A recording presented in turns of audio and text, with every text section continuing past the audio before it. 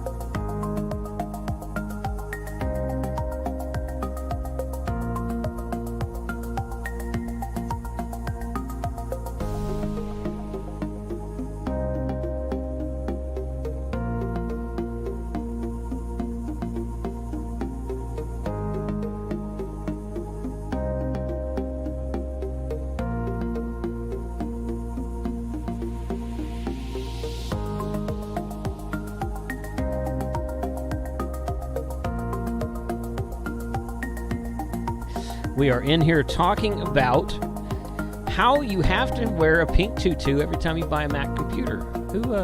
Who's down with that? It'd be a topic for tonight's discussion. What do you guys think? Is that good with there? You guys good with that? I took my headphones off, so I can't hear these guys talking anymore.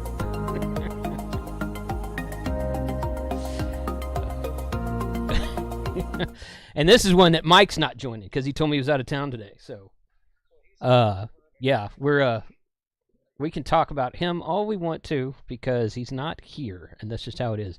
Hey, guys, good evening. Ham Radio Happy Hour. It's been a while since we've done this. Thank you for joining us tonight. Yes, we are excited to be here, and I'm going to see if you guys have seen this yet. I don't know if you can see me behind me with the, let's turn that off. Ooh, you see that right there? That's a new dashboard that some guy came up with, and I am going to share that here. So this is really cool. This is really cool, and I want to share this with you guys. And I was unprepared, so I'm babbling my way through it right now. But there it is, right there. Check this out. This is a ham radio dashboard. It's got NOAA, U.S. radar, ISS position, solar, disk, whatever that is, satellite, seismic activity, USA lighting, USA forecast, the maximum usable frequency, the MUF, 10-meter propagation, solar index, and a gray line map. And you can click on each one and expand it. Look at that. That's pretty cool. This is some random thing that came across my email just earlier this week. So there it is. So it's in the background now. It's back. That's what's back there. So I appreciate you guys being here tonight. Let's just jump into it because why not? First thing, I'm gonna have a shopping video tomorrow about some Easter sales. Why is that still on the screen? There we go. And I just did a whole new revamp of my website. Just a whole new. I hired a Shopify admin, and she went through and just nuked everything. So you guys go check out shop.hamradio2.com or grapevineamateurradio.com. Same place. Got some new things up there. Frank's got a new T-shirt. I got a new T-shirt. Going to be putting some new stuff up there. Got a lot of this battery section right here. There's coupons with direct links to all the websites that have the batteries. Redodo is giving my audience an extra 2%. I've got a permanent 6% coupon code with Redodo now, but they're giving an 8% code. Ham Radio 8. Ham Radio 8 will get you 8% off of everything at Redodo until the end of May. It's the Easter special they're running. So more to come on that later. We didn't join tonight to talk about that. So, okay, I'm putting all these guys on the screen, but they're muted and they don't know it yet. They don't know it right now, but they're muted. We know. You know. Yeah, We've been talking crap this whole time. There's exactly Robert. what we've been doing. Right. Oh, well, of course you have. Why wouldn't you? Yeah, that's right. So, I don't like. Okay, Frank must have been talking because he's at the top and everyone else is tiny down at the bottom screen. That's how it's supposed to be. That. I don't like that at all. So It's I'm just changing the that. volume setting. It's just he talks so much louder. Oh my God, Josh, you're absolutely correct. That's He's exactly practicing what it is. his intro. Sheesh. Oh my goodness. So, good evening to everyone. Thank you for joining me tonight. And we're just going to make it a free-for-all. Couple of shout-outs real quick. It's Brandon's first time on. Brandon from BattleBox, he was on the channel a couple weekends ago with my live stream, so you guys give him a shout-out. N4BKC is his call sign, and he is an official hammer. We were at Big Bend a couple weeks ago. My wife and I took a trip up there, and he texted me like in one of the afternoon. He's like, "Hey man, I just worked you." I'm like, "Ah crap, I missed your call sign. Sorry about that, man." But so I've worked him on POTA. He hunted me on POTA. It was all good. But he's got a sweet setup over there. Brandon, thanks for joining us tonight, buddy. Yeah, man. Thanks for inviting me. Yeah, you bet. Hang out and feel free to chat whenever. Don't let these guys intimidate you, especially the guy from Canada. He talks a lot, but he's still cool. So, not you, Frank. Not everything's about you, Frank. No, who's from Canada? Canadian? Vince. You were going to say Canadian out here. Oh. Well, he does talk funny too. Yeah, but he just said, Frank, before you joined, Frank, he just said he liked Four Roses better than Crown Royal. Totally. Crown Royal. Yeah, Crown Royal. All right. So he has some taste. So so I can't talk bad about Canada for the rest of the show because of that. So Jason, he is from Alberta, which is it's a whole different mindset in Alberta compared to the rest of Canada. Yeah, that is very true. Now, I was born in Ontario, but those of us in Alberta we have a very different mindset. That is very true. It was too many bad nights drinking Canadian Mist. He had to upgrade. I thought they just drank vodka up there. I thought it was vodka only up there. Oh no, be that's nice. not whiskey. Be nice if it was. Yeah. Actually, I like Crown. We should get K6UD8 in here. He really likes Crown as well. So. Just remember, we've got real beer. Yeah. No, come on. No, you don't. You can sit down with that one. Yeah. Where's the kick button? Hold on. Wait, I'm sorry. Did you say sit down or sit down to pee with that? And he just took away all the points he just accrued. Sit down to pee. That's good. Who else we got in here? Jason? Hold on. I'll tell you. I'm going to welcome my guests, Frank. Come on, be a co-host, man. So, Steve was in there first, KI4KWR. What's up, buddy? Because I had to email these guys, Steve and Jason. I had to email them and say, or I had to text Jason and say, what's your personal email address? Because I don't have that. So, what's up, Steve? How are you, man? You know, if you're out there in, almost said Facebook, if you're on YouTube and you did not know that I am no longer at Gigaparts, you can blame where I came from. They were supposed to promise that everybody would know. They called it a retirement. Yeah, I'll say I'm retired, but retirement package. Yeah. I'll leave it at 6 months later, and life is good. Right on. Good man. Good for you. Yeah, totally. Absolutely. And we're gonna see Steve at Dayton next month too. So you're gonna be at Dayton, right? Yes. Yeah. Good. Compound? Are you going to be camping with us? I am at the Dayton Marriott. That's fine. We'll have a RV spot out there in the back like we have for the last 3 years. You're welcome to come hang out with. You can do that now. You're not going to be tied to a booth, right? I won't be behind a register. What? For who? No, I said I won't be behind. Oh, you won't be behind. I thought. Okay. No. Yeah. No, I didn't think you would. Enjoy the show now. Yeah. Right. Yeah. Totally. So yeah. So from where y'all's booth is, just walk out the back door, turn slightly right, and where that ham shack is with the big Yagi out there, just walk towards that and then go slightly left from there. And from there, you'll probably be able to hear us, quite frankly. You probably can't miss us. So. I'm sure you'll hear Mike. You'll hear Mike. You'll definitely hear Mike. You'll hear Mike. You'll hear Frank. Yeah. So totally true. So thanks for joining us, Steve. Hang out as long as you want to. I appreciate you being here. And then Mr. Scoggins down there, same story, same boat. What's going on, buddy? Not the same boat. Well, yeah, okay. All right. Well, are you still planning to go to more with this next year? Next year? I'm reserved and ready to go, man. Sweet, man. Oh, nice. Yeah. We're going to be there Saturday morning. I won't be there Okay. Friday, but I'll be there Saturday morning and partake in all the things. Good. Are you Get camping soaked with like us? the rest of us? Yeah. No, he's got a hotel room. He did it the smart way. Ah. right next to the Cracker Barrel, for convenience. Well. But anyways, I'll be up there checking everything out. I did not retire from Gigaparts. I still partner up with them on certain things, but I worked in the auto industry, and one of them gave me a offer I couldn't refuse, so I went that direction. But I'm still working on all kinds of cool stuff that you guys will eventually be seeing. So just under a different flag. Mike says he looks for the smoke when he's looking for you guys. Yeah, that's one way to do it. Well, the smoke, yeah. You can look for the smoke as well. That's true. But Frank, I'm bringing you a present since you're going to be there at the show next weekend. Yes. Looking forward to it. Let's just say it'll bring the light to your saver. Ooh. Oh, really? Oh, okay. Ooh. Hey, this is a family show. I'm looking forward to this now. You can read between the lines on that solar experience. Yeah.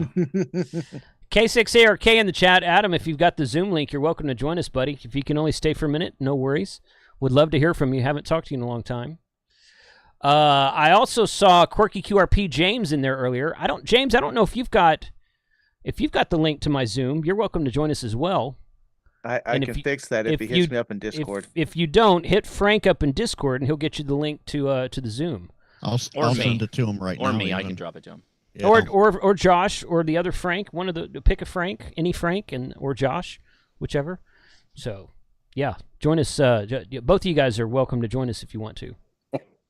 So, Jason and Steves, thank you for joining us. You guys are always welcome on the happy hour, no matter, from this day forward. We're from 3, 4 years ago forward. And I don't really care what the last part of your email address is. So you guys are welcome to join us at any point in time. So, I mean, I'm not leaving the industry. I'm doing stuff on the back, right now. And will you have those at Dayton? I will have some with me. Okay. I will say this right now. I'm meeting with somebody at Redstone Arsenal next week.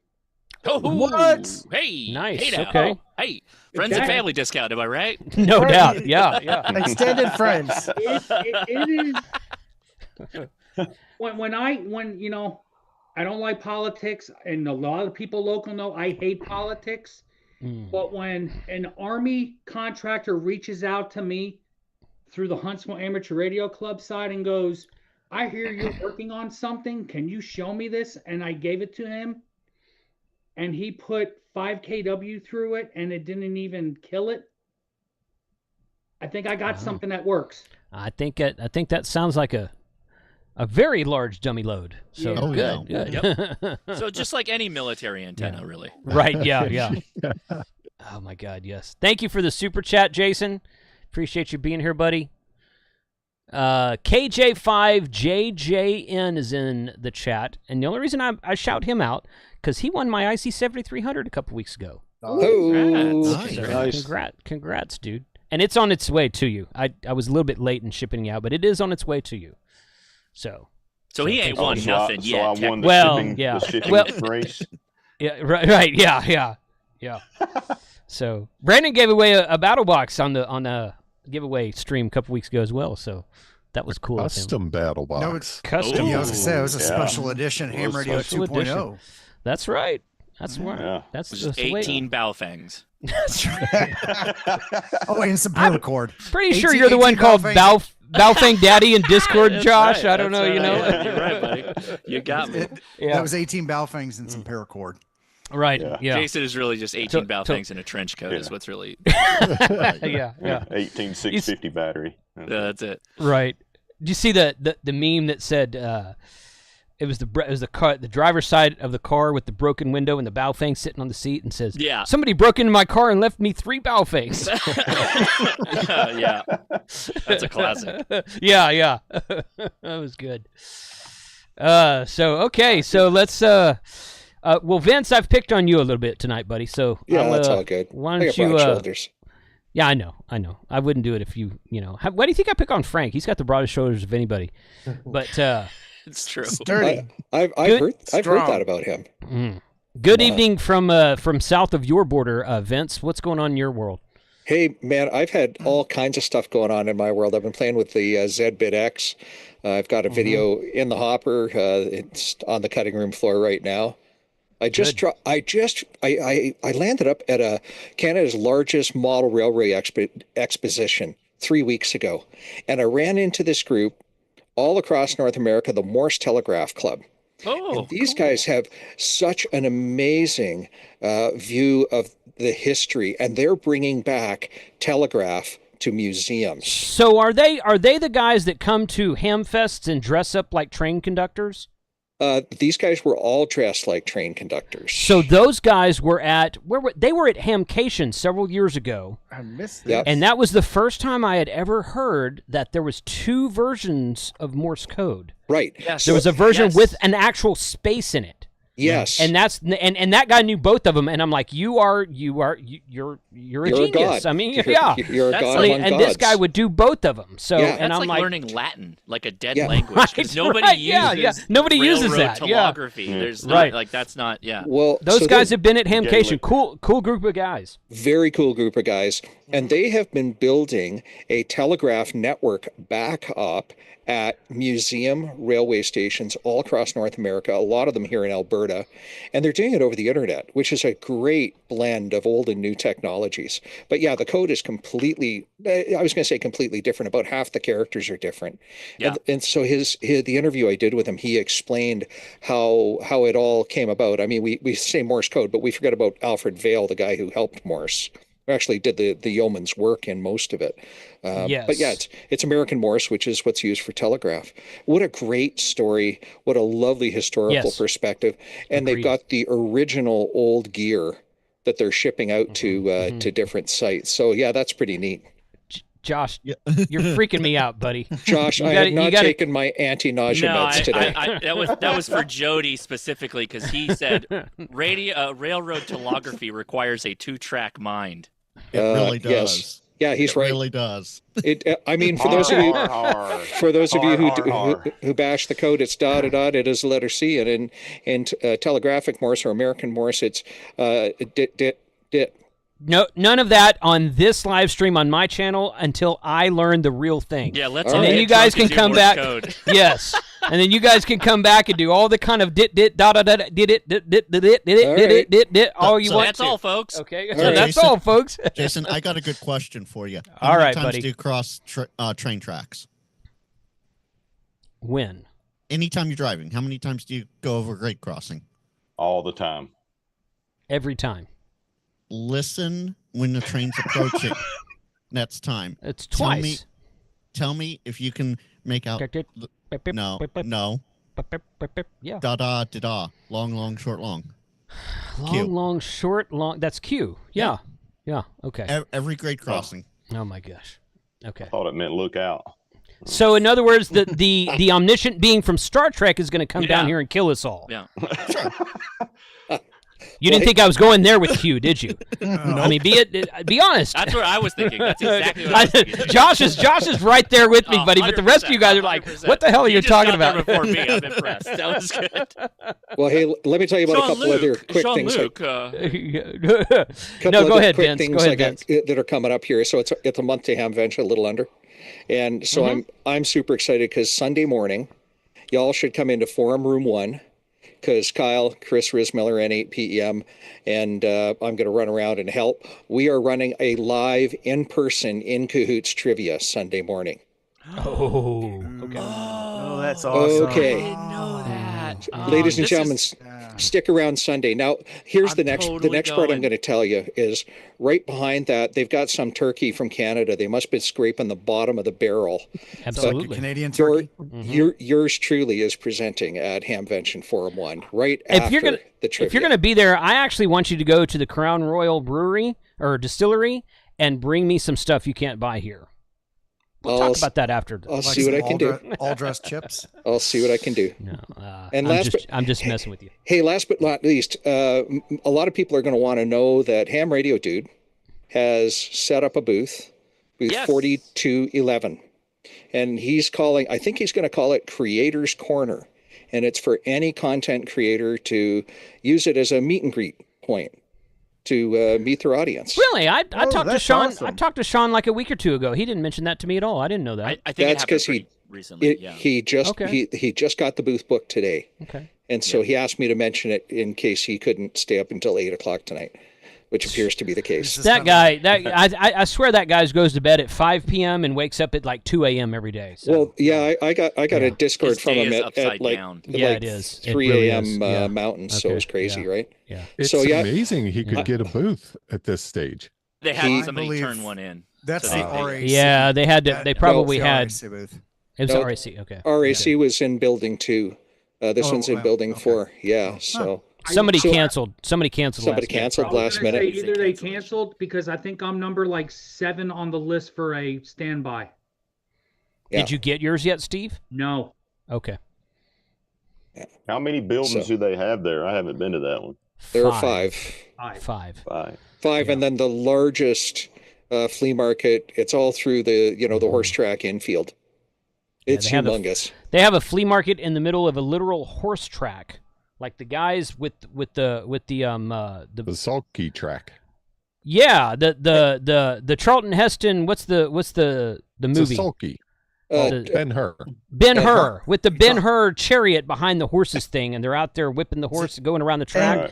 And then in the middle of that is a big field, and that's where they put the Swap Fest guys. Well, it's and everywhere. It's even on the glorious. track. They just- Yeah, Oh, that's yeah. true. It's outside too. Yeah, and it's Huge. glorious when it rains out there. It's a total field. Honestly, that's one of my It's a mud favorite pen. things is you go out there when it's raining and they're kind of like, I don't know that anybody's going to come out there, and they kind of get pressured to sell stuff. Yes, that's It's true. actually- It's That's actually true. good. It's a good time. Are we to do it praying for when it's rain? Is that what you're raining.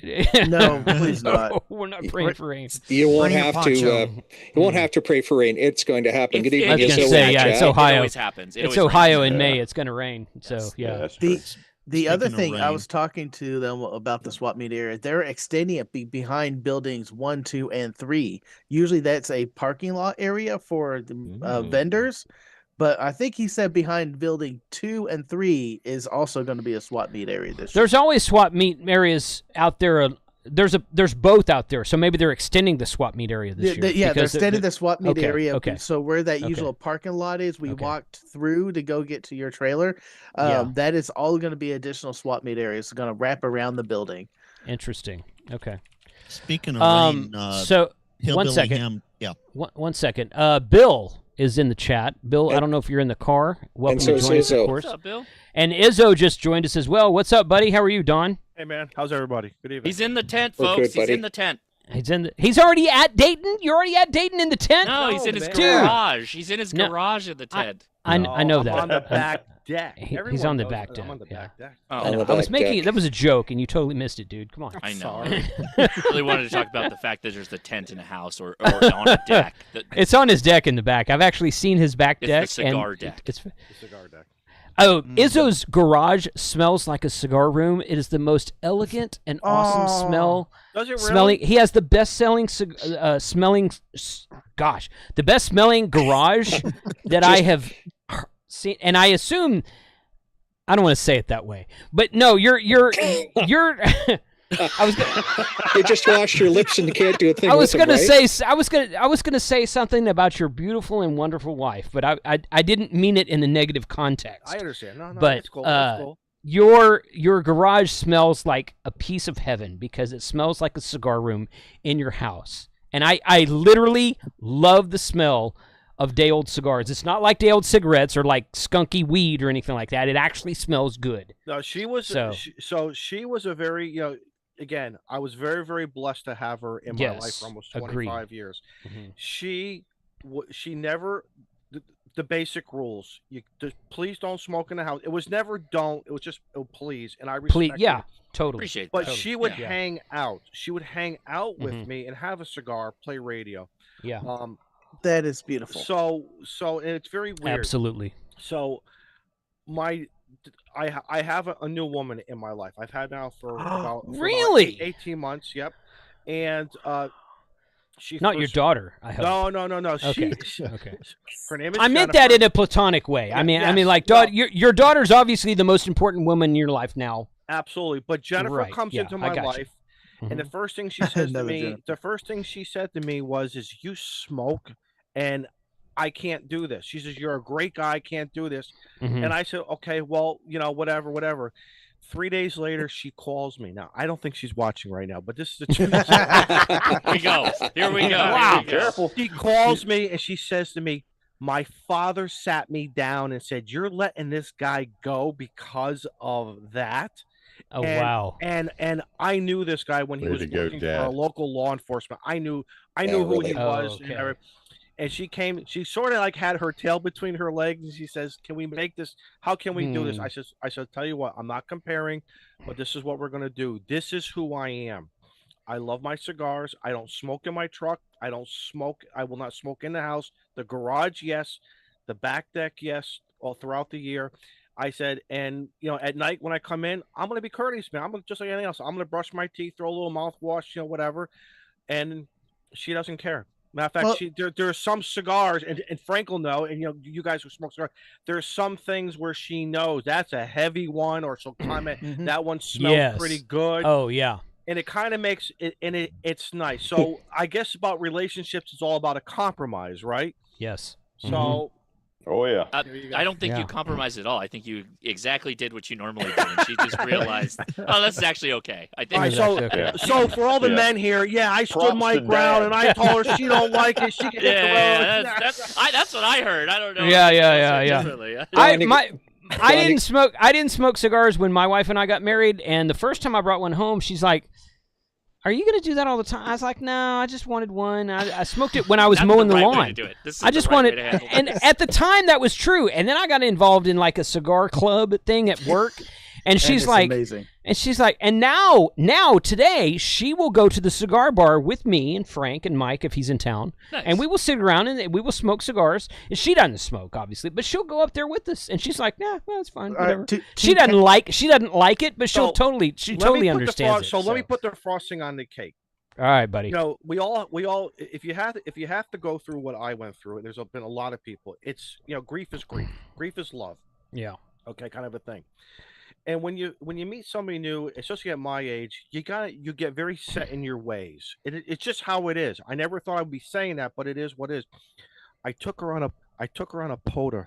One of our first dates. Oh, that's actually you're diving in deep already. Now, Josh, that's a good way to do that. So Izzo's at the age where it's like, okay, either you like this or you don't, and if you don't, GTFO. Right. I mean, because we don't have time for this. Let's all save each other Let's time. go ahead and get all the cards out on the table right now. That's right. Exactly. The cards were all out, and I took her out. And I didn't get into the difference between an NFET half wave or ABR versus MAP. I said we're gonna go light. Oh my god! So she sees everything in the truck and she was like, "Oh my god!" She says, "Are you a hoarder?" I says, "No, this is my." Swear to God. I told her, gosh! She's like, "Yes, I am, but we call it amateur radio." Right. Yeah. I said, but this is my POTA bag. We call it prepping. That's what it's prepping. Yeah, it's not being a hoarder. It's prepping. Well, let me tell you something. Right. She saw what I did, and she helped me log. She helped me log, and then when the POTA was over, she rolled up the feed line. I swear to you. Did she do it correctly? The same way that KAMRD. Exactly what I wanted to do. Oh my goodness! Hand over hand. That is awesome. She's a keeper, Don. She's a keeper. And I'm like, the girl. I started pinching myself, and I put everything back. She says, "Well, I don't want to put stuff in the bag because I know your compartments. You have everything." Do you know the third or fourth time we went out, she put everything back, like the TN07. I have a zippered pouch. She put it back in the zippered pouch. My Reliance antenna. She put it back in the Reliance pouch that I have. And she put everything That's awesome. back. She folded she helped me fold the chair up. And I'm like, oh my God. So Izzo, I gotta ask. So she knew innately to do the hand and then reverse it, without you explaining it? I didn't. Was she a roadie or something? No. Yeah, exactly. Yeah. She's got to have some sort of sound engineer background. I don't know, something to do with her family of how they rolled up extension cords. Yeah, that's well. Dad strikes again, right? This is another case of Dad doing the right thing there. I mean, don't get me wrong. We still have our differences about this and about that, but when it comes to everything, like for this weekend, she's going to be playing POTA with me on Saturday, tomorrow, and Jeff KS0JD, he has the right idea. She can come to the POTA and leave Izzo at home. There you go. I'm surprised they're not asking if she's got a sister. She's a fantastic cook. Yeah. She's a fantastic. Oh, yeah. And you know something? She lets me be me. That is Sure. something that, That's again, great. for all of us who have spouses, when your spouse allows you to be you, it's So- it just, it's Is you it- know, listen, and we've all been through various relationships in our lives. We know when the chemistry there, the chemistry's not there, and this is why Yeah. guys have heard me say I am blessed. I am very, very grateful and blessed. Hey, Izzo. Yes, sir. And she doesn't give you flack about being on the Clubhouse? No, matter of fact, Oh, have you let her watch the Clubhouse yet? Well, Yes. they've been trying to get yes. She is a big supporter of the Clubhouse. They've and of course wow. the boys want her to come on. She's still a little hesitant. You know how spouses are. Right. She does not want to pick up a radio. She has zero intentions of picking up a you radio. know what? Getting a license. Just be patient. So I'm I gonna brag got a on. question for you, Hold on. I'm gonna brag on my wife a little bit. She's in the chat. She just joined. Okay, she got her general ticket 3 years ago, something like that, and she's been telling me that she wants to activate POTA, and she's done one. But we went to Big Bend, Guadalupe Mountains, and Carlsbad Caverns National Parks 2 weeks ago, and she activated all of them. She did a great job, and you know how the wild voice is, right? She actually got more contacts than I did a couple times. Pile up busters. Right, Yes. totally. And well, she's calling CQ. She's not running in Pound Center. She's calling CQ, and people are coming back to her. She did a great job. And I'm like, and I'm looking at her POTA page, and I'm telling her how to upload logs, and I'm like, I thought you activated Montesano last year. She's like, no, I never activated. She goes, I chased a couple of people, but I never. And I'm like, well, that's I guess that's my fault. But she knows the words though. She knows the But buzzwords. she does. Chasing and She's hunting. not fast, but none of us are fast when we start out. So she's just she hadn't got her rhythm, and by fast I really mean got her rhythm yet. She kind of bumbles through it, and that's how I did. That's how everybody did at first. But she's doing great. She's doing absolutely great. So go look up her call sign on the POTA website, KG5AEE, Kilo Golf 5 Alpha Echo Echo. Put her in your ham alert, because we're going to go, it's going to be in July, we're going to do a rove around the state of Colorado. We're going to hit all 4 national parks in Colorado, and I'm going to activate them, and she's probably going to want to activate them as well. So if you have me in your ham alert, you probably get her as well. But go put her in your ham alert. And quick shout out. Kyle. And quick shout out to KJ5KTU, new technician license, John. Welcome to the chat, buddy. Thanks for being here tonight. And Jason, I will say this: it was wonderful to work you and Emily, and listening to her, because I listened for a few minutes before working her. She rocked it. Yeah, no, she did. Absolutely, you're right, Frank. Yeah, totally. There's a deal. very important question in the chat. And, okay, what did Kyle say? Because I missed it. Oh my God, dude! Seriously? Okay, I just saw it. I gotta highlight that. Is his girlfriend? You gotta put a toroid on that thing. What I'm gonna have her do though is I'm gonna have her do my voice announcements on my 7300 that says CQ POTA, because we all know what a female voice does. Yes. Yeah, you record her on your radio. On your 7300 FTDX10, you record her calling CQ, and then when you come back, you're just going to confuse the hell out of everybody. Yeah, you disappoint everybody else that you know what's funny too? with. Hey guys, I got to tell you, with everybody here that I could see here on the Zoom session, she knows a lot of you, and she has these little nicknames for you, like it's funny. The new one there is the and I forget your first name, N4BKC. Is it BattleBox? Yeah, this Brandon. My name's Brandon. Yeah. Brandon, we saw you on Jason's show a couple Sundays ago. Was it last Sunday or whatever? And then she saw me during the week watching your channel, and I've been following you on X and everything. And she saw me looking stuff up. She says, "Uh-oh, you're gonna start buying some stuff from him."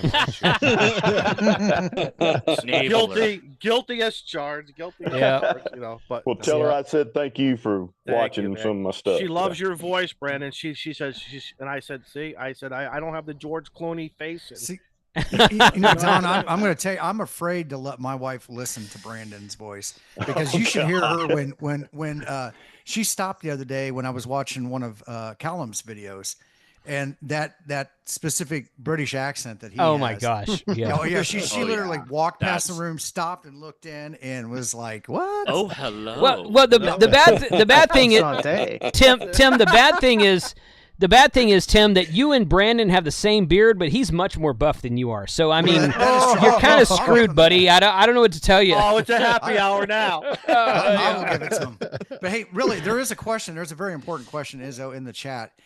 Does she like barbecue chips? I think everybody in the chat wants to know that. You know, all dressed. Oh my gosh. If this was the Newlywed Game, I think I might get this question wrong. I don't know. So it's a good thing we're not playing for the washer and the dryer. There's a backstory here that if you don't watch the Clubhouse, you might not get.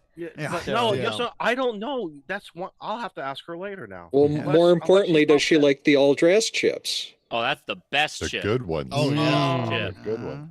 Best Canadian export of all time. Don, do I need to send you a couple of bags just so you can try it out? Vince, I have been getting some surprises in the mail. I got to discuss it probably on the next. I think you got to call the FBI about that. You got to report. Yeah. Come in, and of course, the first thing I'm like, I didn't order this. I don't remember. And then of course I did. I've been getting some great cigars from a friend, and I always appreciate those. But some of the packages that have come in have been very interesting. That's all I will say. Oh boy! All right. Hopefully you're not on Shane's email list, or that's all I gotta say.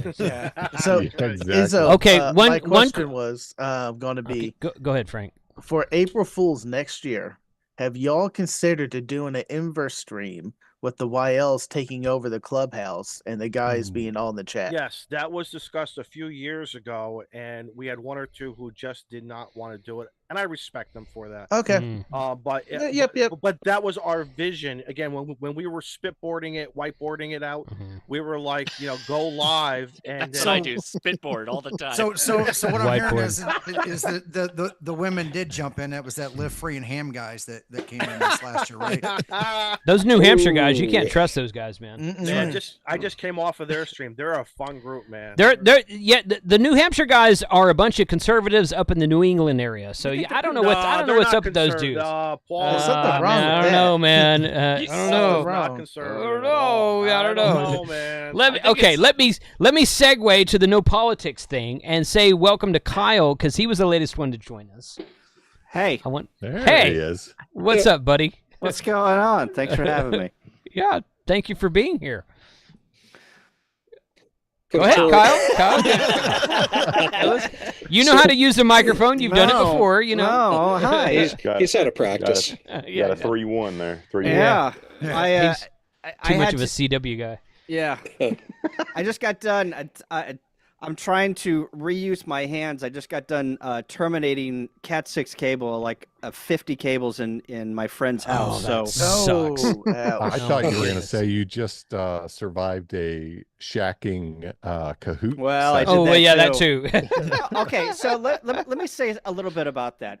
So whenever you're on this side of trivia, whenever things go a little bit wrong, or the questions are not perfect, I kind of, just bluff it, just shove it off and be like, it's so big. Whenever you're playing trivia, it's a pain in the ass. It you sucks, think? doesn't it? Oh wow! Oh, now you figured it out, Kyle. Okay. But I'm still not going to do. I'm not just going to change my ways. I'm still going to do my way. Of course not. Right? Of course, yeah. But I totally. feel your pain, but I don't think I'm going to change because I feel your pain. I understand it, but I'm not sympathetic. I understand it. Yeah. Yeah. Right. Yeah. Totally. Yeah. Empathy, but no sympathy. Yeah. Oh gosh. But anyway, yeah. Shaq and Greg and Norm had trivia on their channel, and I literally, like, you can go down that spiral hole of once you get one question incorrect, and then you start thinking too much about the next question and about the next answer. Well, when they're all about frickin' Wisconsin. Well, yeah. I mean, I missed like 4 or 5 in a row, and before you knew it, I was in first place, and then I wasn't even on the board. You dropped down real fast. Yes. That happens to me. Yeah. All the time. And here's the thing too: you can still get that answer right. But it's a timing issue. Remember the timing issue in Cahoots. of trying to Yes. get it. Yeah. Mm-hmm. Oh, if you're not just immediately selecting an answer and clicking the button in Kahoot, then you're not even playing the game. Right. I mean, it's almost better to just guess real quick. Totally. And live with the consequences of being wrong over getting the right answer too late because it's worth less points. 100%. Yeah. You have to play the strategy of do I just not even answer it, or do I click an answer? Wait a minute, what strategy is that? That is not not an even option in Google. the That's not strategy. the strategy. I'd rather just get it. No points for getting it wrong. No answer is an answer. No answer. No answer is a strategy. No answer is an answer worth 0 points. But yeah, sure, it's an answer. Okay. Anyway, had a good time. I'm done. I don't want to talk about this anymore. Hey, so Kyle, are you ready for Kahoots at Hamvention? I told them about it before you joined. Oh yeah, we're gonna do Kahoot trivia on Sunday morning. Yeah. No, I have not. I gotta come record that. I'm calling dibs on that. I gotta record you guys, and I'm gonna have like 3 cameras going, and I'm gonna walk. He might do it. That's not my problem, dude. No. I mean, he can put a video up at the same time as me, and which one do you think is gonna get more views? That sucks, Jason. No, Come on. I'm messing with Kyle because Kyle and I have the same sense of humor. So give me a little bit of leeway here, okay? Kyle, how does this make you feel? Makes me feel less of a man. This is happy hour therapy right now. I thought it was happy hour. I'm absolutely serious. Kyle and I have the exact same sense of humor. So I can't say that about many people in the world, but I can say that about Kyle. I will say that I don't know this for a fact, but I was watching the DX Engineering live stream today where they were talking about the forums, and Michael Coulter said that he said, I don't know if this is true, but every single forum is going to be recorded and or streamed and put on the Hamvention YouTube. Well, they've done that in the past. They have, as far as I know, they have not live streamed. Yeah. They have not live streamed, but I believe that in the past they've recorded all the forums and posted them somewhere. So I don't think that's a new thing, although I don't think they've done it in a while. It is a good thing I'm going to be wearing a tie for my presentation. That is all I'm saying. Yeah. I'm going to be wearing the mesh tie stick. Oh, nice. Oh, yes. Nice. Oh, yeah. Okay. Yeah. Every time I hear mesh tie stick, I just hear tie stick. Yeah.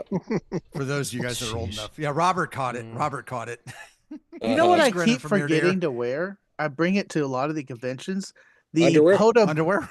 The POTA bow tie? Yeah, the POTA bow tie, but underwear? I have that. That's a valid question because I've forgotten it before. Let's just say that.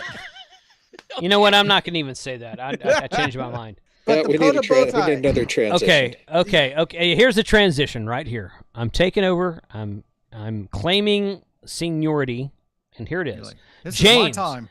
James from Quirky QRP. Hey, James joined us. What's up, buddy? How are you doing, guys? I'm good. How's everybody doing? Oh, pretty good, man. How are you? Great. Have you been on one of the happy hours before? Yeah.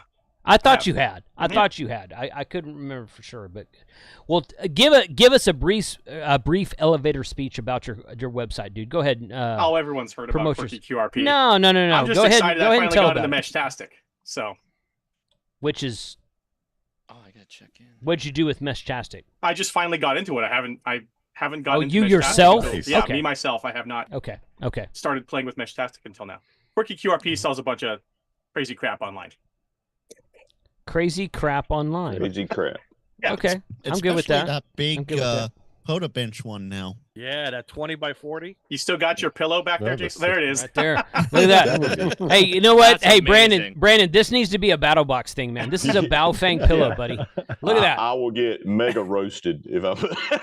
I mean, you can't. That's got to go in the mystery box. You can't go wrong with a Baofeng pillow on 146.52. How many times have you driven down the road on a road trip and not heard anyone on this frequency? The pillow knows more than you do, my friend. The pillow is your master. Put the pillow oh my in the God! window. So Pillow. do it. Oh, do man. it. Pillow. So wait. Are you telling me seriously that the 5.2 simplex is only used here in Huntsville 24/7? Well, No, not only California's Huntsville. nuts. No, it's used in Phoenix quite a bit. Josh has some activity out there in California, but in most places, no. Most places it's kind of dead. It's quiet. I hear it Yeah. every On the now and weekends, then when I go calling through South CQ POTA. Carolina. South Carolina, okay. Jason, okay. you remember when Every I now picked and you then. when I picked you up in LAX? We were talking simplex the whole way home. Like, Yes. it was yes. nonstop simplex. Like Oh, yeah. that's how we talk is on Yes. simplex. It's all the time. Well, it's either simplex or that repeater that may or may I not showed be you so the- legal. So I showed you the 435. Too. yes, Yeah, no, yeah. the simplex, simplex activity out there is great. Crazy. So yeah, there are. It's very and this is what I tell people when I make a DMR video. When I make a D-Star video. I've never done a D-Star video, but I have done a System Fusion video. People say, "Oh, DMR is dead here. Simplex is dead here. Repeaters are dead." It's very location dependent. Totally. There are areas where simplex 6.52 is rampant and active and awesome, and there are areas where DMR is great, D-Star, Fusion, repeaters all over the place, and it's very location dependent. So that's what I keep saying to everybody, because You gotta have commitment though, and Yes. I think our simplex I think our community wouldn't be as strong as if it wasn't for the people that are always on there. Like they that is their radio, is them talking on simplex, talking to local people, getting their antenna as high as possible. Like they are committed to that. Like that is ham radio for them. And we have a group here like that. That's great. That's kudos to all Yeah, those people. totally, Keeping that totally alive kudos, for yeah. sure. The only person I've ever talked to really on simplex for a long time was James Hannibal, Porky James, like that. Yeah. And that was as I was going down. No, I was going back up. I was going up the Central Valley here in California. Oh, Okay. That was from Quartz Fest, right? Yeah. That was So from I Quartz drove Fest. through. So I went and bought a new RV about a month ago, and I was driving through St. Louis, and I pinged Kyle, and I'm like, "Hey, get on simplex," and he didn't have an antenna on his house. Well, because I just got a new roof. I haven't put the antenna. But back I on still the have roof. to tease you about that, dude. I still have to make a statement. I'm like, Kyle, get on simplex. Ed Fong, J Pole at the God. back. Yeah, haven't put the Grab your antenna. Bowfang. Well, yeah. Turn all your Bowfangs on. Turn on. No. You know where there's a messing ton with of Kyle. simplex that I didn't realize is Colorado. I've gone out to Colorado Really? many times, and there's been a ton of people on simplex. Really? Yep. Okay. Well, we believe will it. have to look That's cool. for that in July. Yeah. Yeah. Totally. I didn't know that. I mean, the Phoenix, Arizona area has a good group of simplex. And they have a designated frequency for SOTA guys because there's so many mountains out there. Yeah. But I was on 6.52 driving through the area, and I was talking to people like, "Oh yeah, make sure you monitor this SOTA frequency." I'm like, "Okay," and I put it in my radio. But yeah, there's a great group of simplex people on in the Phoenix area. I was impressed with that as well. You know who else has got a great group of simplex operators is Huntsville, Alabama. We said that a minute ago. Oh, you did? Sorry. Yeah, we did. Particularly when we're in town. Huntsville, Yeah. yes. Huntsville is, I have driven through Huntsville many times outside of the Hamfest, and yes, there are people on 6.52 every day. Yeah. Every day. It is very active out there. Yeah, I've been down there before, not at the Hamfest, and Yeah. it has been like jam packed. So Yeah. I was Yep. very surprised, and I don't know if that's because it's Rocket City and there's a lot of hams down there, but it is jam packed, know. which is great. I don't know. Well, the question Yeah, it's I great. have then, because we had this back in the 90s, the overload of 2 meter 224/40 forced a lot of people to go to simplex. Is that the same today, or people are just using simplex instead of the repeaters? I used it instead of repeaters. I think it's instead of repeaters. Yeah. Interesting. Don't get me wrong. I very much like repeater activity. When I got into ham radio, I was a CB operator, and when I learned what a repeater was, I'm like, that's awesome. How do I do that? So I really like the idea of repeaters, and I talk on repeaters as often as I can here in the area.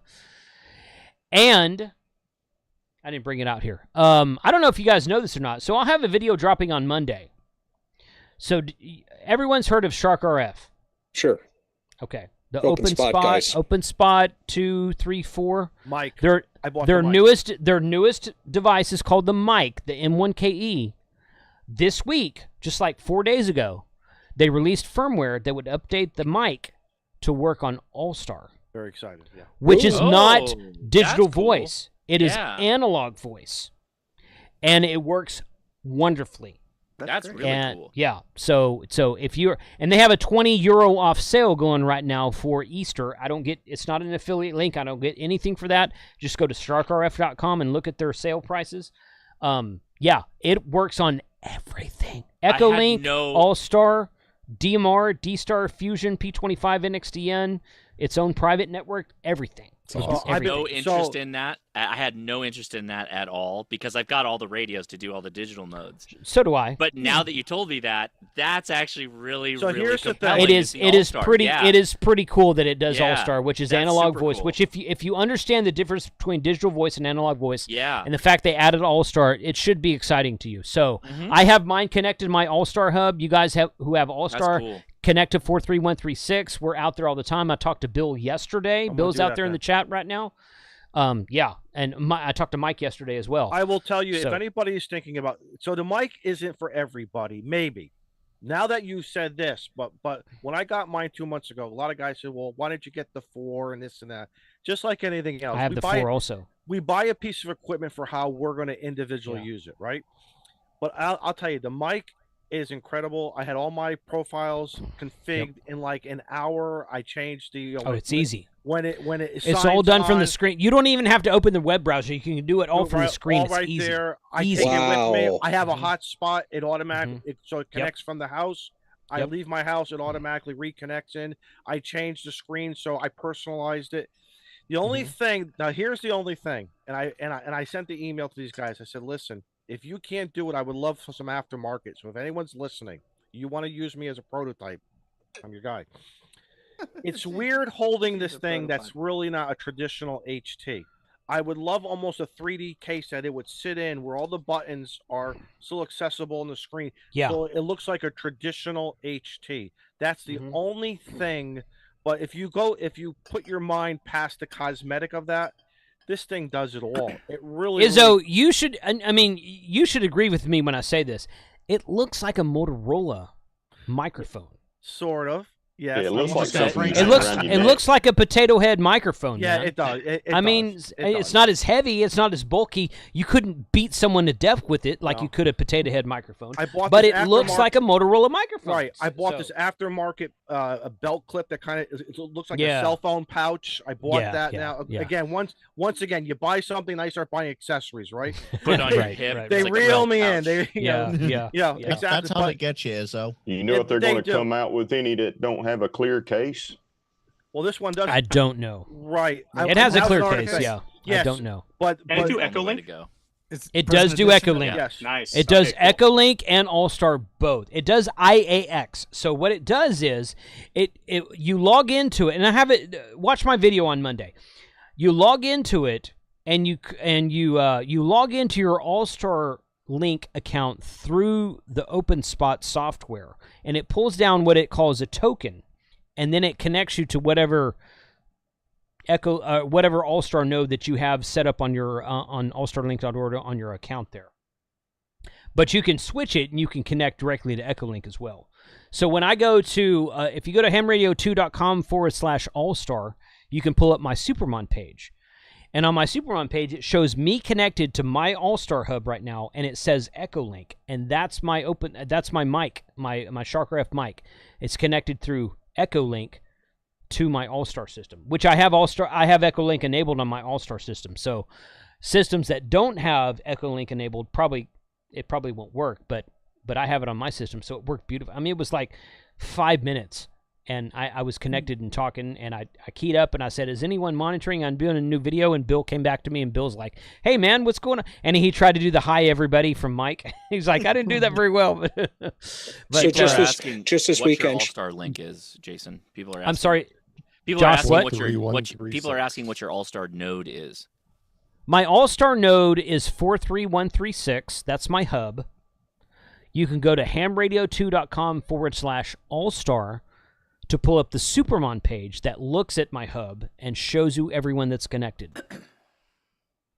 Thank you, Frank. This weekend, sharkrf.com is running a bunny sale, and the OpenSpot 4 Pro and the mic are on sale. I pasted that link in the chat. Both of them are 20 euros off right now. So yeah, thank you, Vince. Appreciate it. And that's not an affiliate link at all. They don't do affiliate things. So that's just a sale going on right now. You guys go take advantage of that if you want to. I don't get anything for that. That's just me being the usual enabler from Ham Radio Workbench. No, that's cool. It's cool. Cool. I haven't let Jeff talk yet. So, Jeff, what's going on, buddy? How are you? Oh, I'm doing pretty good. Okay, moving on. Awkward silence. Awesome. I see you're taking notes from Kyle.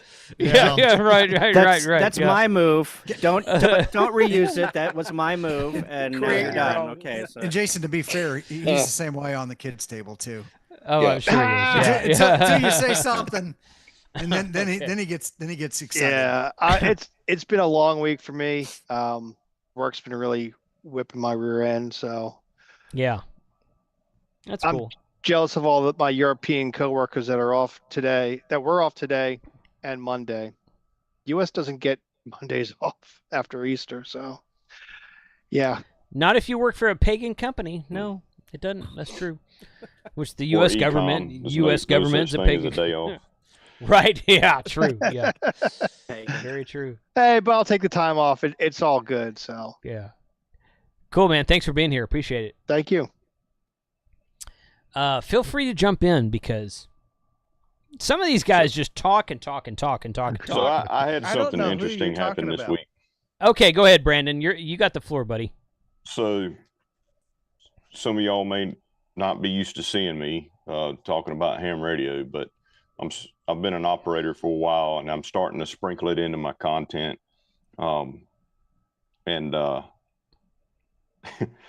Anyway, so when I was doing the last contest, which I typically don't do, but I was sitting here messing around with my radios. I did the contest that was running a couple weekends ago, and got a voice contact to Hawaii. And while I was doing that stuff, I would hit my camera every now and then and film it. I was like, I'll just make some shorts, to throw out on the internet. Start dipping my toe in the ham radio content, and posted it everywhere. I think we posted it Saturday. On our Facebook page, starting Sunday, it started to get some traction, started going. Mm-hmm. So Monday I checked it, and it was like 1.1 million or something like that views on Facebook. So I was like, crap loads of comments. I was like, okay, let me pull up a chair. Let me get into the comments. Dude. I'm pretty sure it's because they thought you were me. I'm just going to say that. Well, a lot of it was just a lot of people that don't know what the heck I was doing, right? Mm-hmm. And they've never seen that out of my content, right? So they started asking questions, and then, a lot of shares, yada, yada, yada. Well, then a lot of supposedly truckers got in there and started trying to blast me and ham radio as a whole as being the ones that keep jamming up CB channels. We don't care about jamming up CB channels. We got our own frequencies. Just point all the 20 meters squeezing the rubber chickens and screaming into the mic. Ham radio, CB. No one's here. No one from ham radio. So when people tell you that, tell them to go visit Not a Rubicon on YouTube. No, I mean, don't get me wrong. I own a CB radio. I like so do CB I. radio. Yeah. We all do. Oh, yeah. We all do. Yes. But no one's like, oh, I really need to jam these CB guys. We don't care. We don't care. To the point that somebody actually said in the comments that they've heard me on channel 19 using my call sign. Lies. Jamming up. No. Lies. That was like, they're messing I'm with going you, to identify myself. Yes. That's what I said. Who in their right mind as a ham radio operator is going to go on to channel 19, whether they do or not? There's plenty of hams that play on CB as well. But who's going to go on there jamming, number one, but number two, who's going to go on there and throw out their ham radio call sign? That's crazy. Identify themselves. Crazy. Sad hams don't even do that on the air. So why would we do that on other bands? Yeah. So I started shooting videos, answering the comments and stuff like that, and we'd go back and forth. and it really helped it bump even more because it really brought the engagement up. And I just thought it was funny that they would say something like that. But I mean, I did it nicely, right? I didn't like go for the jugular or anything. I did it nicely to try to educate them. You know, I tried to pull some Josh on them, you know, trying to educate the folks as best as possible. Wow. Josh. Wow. Josh is the only educator. You are the only educator here. Wow. What a concept. Oh, my God. The Harvard. This is the Harvard concept. Oh, my goodness. Yeah. Buddy. So, Appreciate but you, it went pretty well. But Checks in the yeah. You know what I find fascinating about what you just said is everyone in the last 20 years sounds like you on a CB radio. Have you listened to CB radio lately? Right? Yes, yeah. The southern drawl. No, the it's southern that- drawl. Yeah, It's that yeah. power yeah. mic. It's that D104 power mic. Exactly. Yeah. It's the echo effect and then the compression on top of that, and everyone sounds I do like sound you, like a freaking broadcast station when I'm on the radio. I promise you that. Hey, Brendan, I will tell you 95 this. watts, baby. Yeah, definitely 5 watts. On the Right. other stream, Yeah. On the other stream that I was on prior to this, we were talking about stuff, and when it was the Coast Guard channels. Coast Guard channels has a couple of, there's about 4 or 5 where all the fishermen hang out. And I made the comment, because I'm so close to Long Island Sound and the Atlantic, I hear a lot of chatter. And it is amazing how the fishermen, you know how we say we have our sad hams? They have their sad fishermen too. It is amazing. Sad fishermen. Yes. It is yes. amazing. Some of the comments that they talk about, how they're holding the channel down, what's biting today. Get off of here. I'm waiting for no for this more one. fish. There's no more fish. Or holding the channel down. So they're members of the Maritime Mobile Network. They're members of the Maritime Mobile Network. So Great. I have cool. learned, Holding the channel down. Learned, it awesome. doesn't make a difference what the frequency is anymore. Oh it's all about the human behind. Or my net got stuck in my rudder. It's like the bands are closed, but the fishing. Let me tell you what else went down on that video in the comments that I had fun with.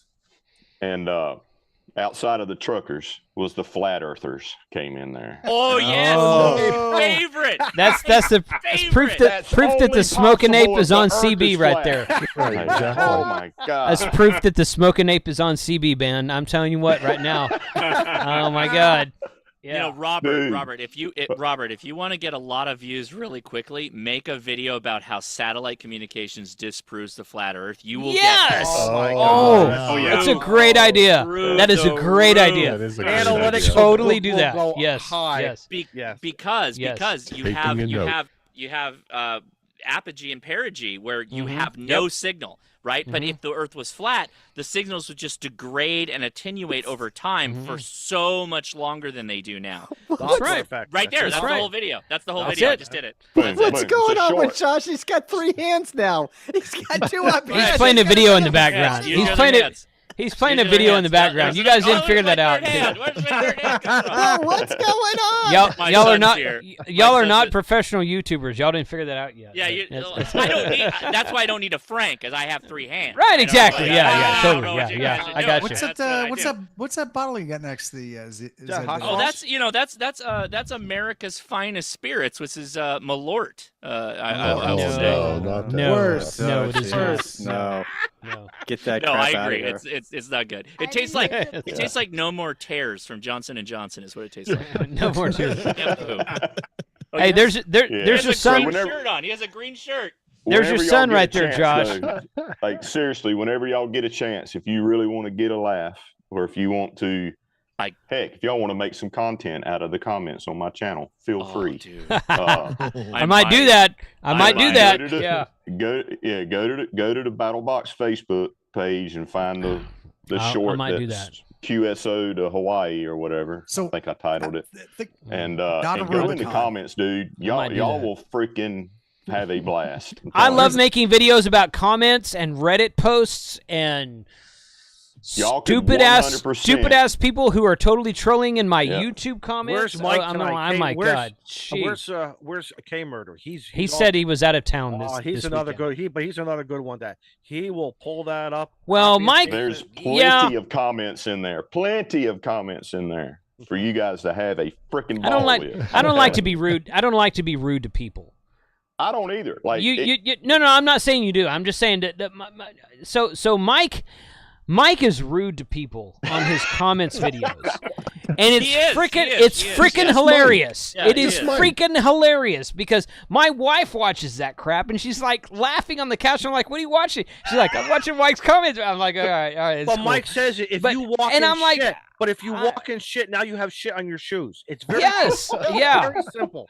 I don't like to do that. That's me. You guys do what you want to. No pressure. Well, I engage what I try to do. But the trolls, I have fun with those guys. So well, the thing is if somebody comes in, I don't care what it's about. It could be about any of the other stuff I do, like survival stuff. Like, I'm all for somebody coming in the comments and asking questions or making comments. Have Absolutely. at it. I mean, that's what I do that for. But if you come in and you act like 100% without a doubt that you're right and you're not, I'm going to engage with you. It's going to happen. Agreed. And I'm going to do it in a nice way. I'm going to be like, look, man, I get it, but you're wrong, and here's why. Right. If you continue there was some people in there, you'll find it, Jason. Go in there and look. You'll find where I responded to people, and they will not take what I'm saying to them. You know what? A remote answer, let alone the correct answer. I'm with you. I'm with you. Totally. You nailed a really good point. Is that like most of the comments, a lot of times, it's just questions back and forth, right? Which is great. Yeah, right. But then you get the people that come across and they tell you how it is, and they're totally wrong, and you're like, those are the ones I dive in on because they are so ignorant that you have to say something because it's like, bro. Now I start questioning: is this AI? Is this like the dead internet theory? Yeah. Is this like a my bot? question to you guys, where did you get this on Google? Like, where did this come from? But are the first flat earther? The first flat earther that came at me in there, he said, "Do you not understand how radio waves work?" And I said, "Ha ha ha." Yes. Matter of fact, I do. How about you tell me how radio waves work? Right. Yeah. Why don't you tell me? He started going right, and he was like, radio waves are the same thing as radial waves, yada yada, and went on and on. I'm like, nah, like it doesn't take but a quick Google search, radio waves versus radial waves to instantly know you're wrong. So, and he just, man, he went at me so hard with the flat earth stuff that it eventually turned into just trying to insult me, right? Yeah. Like, the ad hominem, here it comes. Yeah. Screw you and blah, blah, blah. And I'm like, hey, man, I'm just asking you to prove your point. You can't do it. So, what? Yeah, right. Enlighten me. I'm asking you to tell me how it is. You can't. Right. I try to be as mean as Mike on video, and I can't do it. Oh, Frank, you don't have it in I don't. I'm trying to, and I was like, "You're too nice, Frank," and not in a bad way. That's a compliment. That's a compliment. You're too nice, Frank. Yeah. I tried to do it once, and I read the bad comment, and the only thing came out of my mouth is like, "I'm sorry, man. I'm trying to be better." I'm gonna make a blanket statement here, and this is not true 100% of the time. Okay. I think there's a lot of YouTube channels out there that read mean comments for the sake of creating turmoil and chaos and getting clicks. Yes. Drama. And okay, if you're doing all right, cool. Because if that's all you did, yeah. But if you really want, and most of us here would agree with this statement. I don't want to speak for anybody. But look at the channels that are represented here tonight, and I think most of us would agree that we want to get people interested and excited about amateur radio. And being mean to people, that's not the way to do it. That's not the way to do it. So, I mean, and I like Randy. Randy's he's a good dude. He's been on the happy hour a few times, not a Rubicon Randy. But I will say this, and you're going to see this in an upcoming video where I talk about some stuff he says. But he's like, the reason he's not a ham is because he claims that he went to a ham radio club near him and they were rude to him, which I have no doubt that that's true. That happens. I'm sad that happens. But then he turns around and he's rude to everybody else who asks him about him. And I'm like, so you're a hypocrite. I'm like, it's not. Okay. Most people that I know, I've been a ham for 30 years. Most people that I know and most people that I associate with want to educate you and answer your questions about ham radio in a polite way. There's a lot of people out there that don't fit that mold, and that's just the world we live in. Okay, fine. But if you don't find a person who is willing to answer your questions and actually help you get interested in amateur radio, then you're not looking very hard.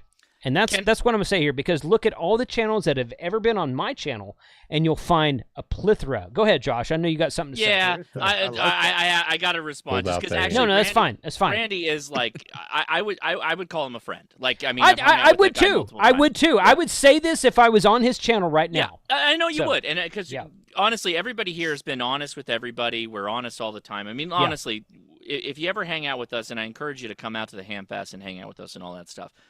It's a bit. Like, it is a bit. Like, what Randy is doing is a bit. Oh, yes, absolutely. Now, with that said, can that damage amateur radio, GMRS, and create, like, an artificial, like, aggression that doesn't really exist? Absolutely. Yeah. But to be honest with you, like, a lot of people are just looking for anything to already create an artificial aggression. They're looking to be persecuted. They're looking to be in a situation where they're especially the victim and all that stuff. Yeah, especially nowadays. Great point. Yes. So he's making videos that are capitalizing on that. That's true. And I continue to do videos with him because honestly, like I want the good word of ham radio getting out there is really what I do it's the all same about. thing. I do the same thing. And he's very honest with me, and he never modifies anything I say. Look at the video we did on myth busting and all that stuff recently. He's a good interviewer, actually. He takes a really long time. I was on his podcast a month or so ago, and I mean, he said a couple things I disagreed with, and I was like, well, no, that's not actually true, and here's why. And he was like, oh okay. He's not a. It's a shtick with him. And I have been told this in person at Hamfest in the past. And this is true with Josh. It's true with Frank. My Frank. It's true with Robert. It's true with Tim. I'm looking at all the faces in the chat right now. It's true with Kyle. Okay? If you meet us at a and many more. If you meet us at a Hamfest, we are the same people in person that we are online. Now, if you have a shtick online, that's okay. That's okay. It's nothing wrong with that. But we are the same. I've been told this many times. People come up to me and they talk to me at Hamfest. They're like, "Wow, you're the same person you are online." I'm like, "Well, yeah." I'm like, "I'm just a boring guy. I have a YouTube just a channel. Super nerd that likes radio." I'm like. Yeah. We started this live stream talking about freaking, what was it? What were we talking about? CW? Mm-hmm. There's not a bigger nerd thing than that. I mean, come on. So I'm the same person in person as I am online. Randy is not, and that's not a bad thing. I'm just calling a spade a spade. Mm-hmm. He's got a shtick online. He has been on this happy hour before, and he's a nice guy. He's talking nice about stuff. Yeah, really nice guy. So. I have yet to meet him, but this comment here has me rolling. Been deleted. That's the username. Randy really is misunderstood. Those commenters really brought it on themselves and has taken on a life of their own. That is true to a certain degree. Yep. I would agree with that. So that's like a 25% truth. But okay. Yeah. No, I would give it way more than that. I mean, look at all of our comments where the people come in and they tell you how you're wrong and everything you did is incorrect. But I'm listening to what Randy actually says also. So go ahead. Look, so Jason, when you came out here and we got in the car and I showed you the 435 and you're like, how does the FCC allow this to exist? Well, it's the garbage dump. It's where the garbage goes, and they're drawn to the garbage, and they draw into that space. And so what's hilarious is that, like, all the comments we now have has been filtered by the fact that the Not a Rubicon channel exists because they're all over there now commenting all their garbage trying to fight him, right? So, which is like, okay. I mean, I still get the wild comment, but, like, it's a net positive. Like, so you're saying he's kind of like a buzzard. right? No, well, Yeah. I mean, I know Jason has said that. I think I'm probably paraphrasing this to a certain degree, and please correct me. That's Like, okay. no news about what you're doing is bad news. Like, if people aren't talking about you in a good way or a bad way, that's not good. That's Grant Cardone. I know what you're talking about. That's Okay, Grant Cardone. please make the right thing, he yeah. says, if no one hates what you're doing, no one knows what you're doing. It's Grant Cardone. If you've never read any of his books about selling, he's got one called Sell or Be Sold. He's got one called The 10X Theory. Grant Cardone, if you're an entrepreneur or a business owner, go read Grant Cardone. Seriously. Awesome. But this comes with the territory. But yes, I think if we've no all one seen if no one hates what you're doing, no one knows what you're doing. Well, and it's how you capitalize on it, right? So yes, like the thing is I could have very easily went into those comments and been a complete sad ham, we'll say, right? Like really handed it to you. But I mean, I was I don't know what the word is. I wasn't. Josh, what the hell is that, dude? But it's my son's playing around with my Abri antenna. All right. I've now adopted a concept where we use an Abri antenna with a tiny hand on it as a pointer to demonstrate radios. That's what we do now. I am easily amused. Brandon, please go ahead. I'm sorry, dude. Go ahead. No, all good. No, what I'm getting at is on capitalize on it is you can go into the comments of your content and you're doing three things. You're encouraging engagement, whether it's good or bad. It doesn't matter. Right. It's for the algorithm. It's all good. Right? Yes, correct. But what you're doing is you're trying to show somebody you're not here to be stepped on. However, you're there to help. Yeah. And it also shows everybody else that you have validity in what you're doing. Right. Yeah. So, you know, I try to nicely kick somebody in the butt, I guess is what I'm saying in my comments. Yeah. And then when they take it off into left field and turn into the absolute just jerk, you realize then, okay, there's no helping this person. So then they just don't exist no more. You move on to the next person. And some people lash out because they just want to be trolls. Yeah, and some people just have miserable lives. They want you to be miserable with them. Yep. And some people lash out because they're just having a bad day. And legit, and I've said this before, legit, there are bad ham radio clubs and operators out there. 100%. I'm sorry. Yeah. There just are. There just are. But it's not the majority. Yeah. I'm going to maintain that stance for the rest of my life. It is not the majority. The loud people are not the majority. And the loud people are all over QRZ. They're all over Facebook. They're all over Twitter. Stop listening to those jackasses. They're not the majority. But you're saying, Jason, in the clubs, it starts at the club, just like this. Right? You're in a club. You're in a live atmosphere, a live room, difference of opinions. Things get said, guys go home or whatever, and it's done. Social media it comes with social media, something that we've all had to learn, right? Because it comes with the territory. If you have a thick skin, thin skin, know how to work the crowd or whatever, that says a lot about you. But I have seen it on so many other social YouTube channels. It's the same thing from the RV. Again, I've been watching more RV stuff and other types of categories. And I see it. I see exactly what you guys are talking about. And the topics are, well, why did you do that to your fifth wheel and this and that? And it's always, you should have done this. Like their opinion. Everybody's got an opinion. Right. I like noses. And every hobby has where someone wants to Right. show that they're the best. Like, honestly, straight up, the gun community is one of the biggest. Oh yeah.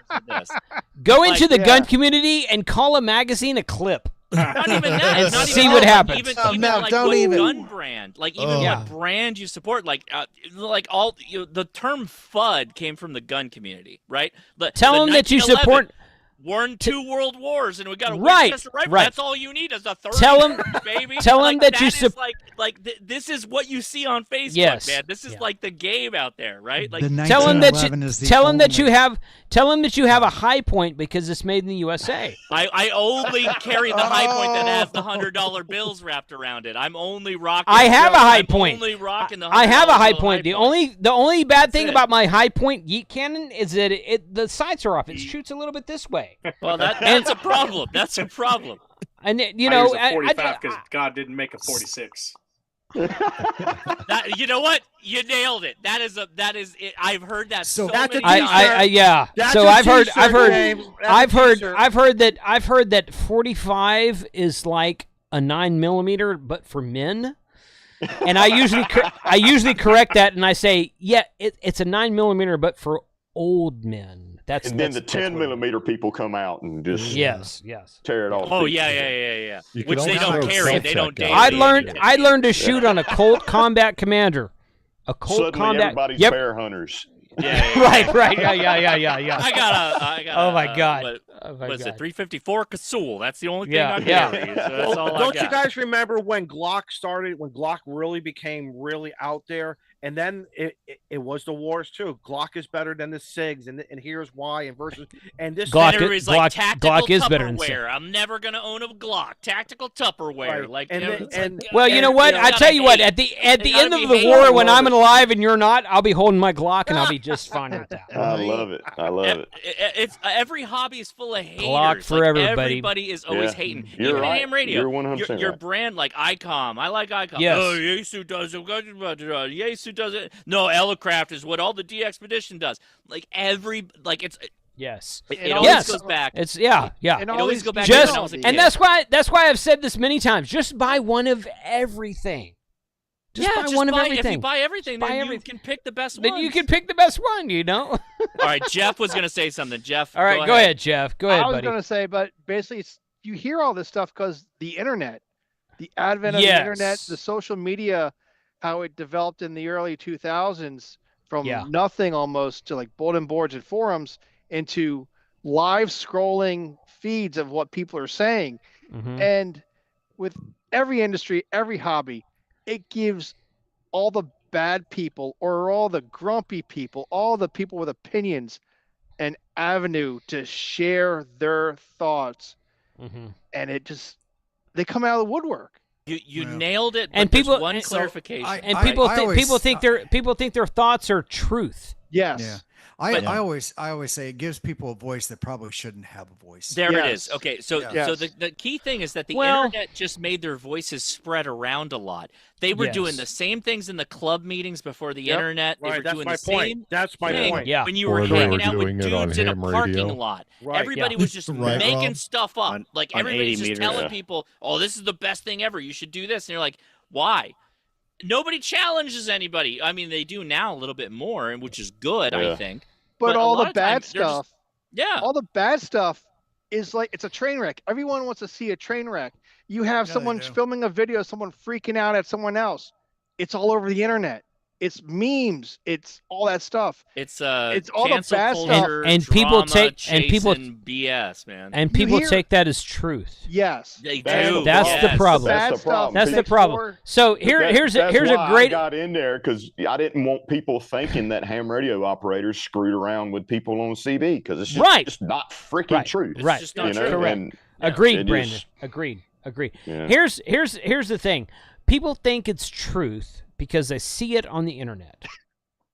And a good example, which scares the crap out of me. It should scare everyone. Everyone in this it country should be scared because of all like the political decisiveness that people hear this one thing about this one person, this one politician, and they all take it as gospel, and you can't change their mind. And it creates the decisiveness that we don't want to talk about political crap much. But I'm not mentioning anything specific. I don't disagree with you. I do not disagree with you. And everyone believes on what they hear on the internet. But I mean, it's like it spreads. All the bad stuff spreads, and that's all you get. You don't hear about the good stuff. To take it out of the political realm and just give it something that has the same legs, in my opinion, is like somebody that posts a picture saying that such and such celebrity died today when he did it.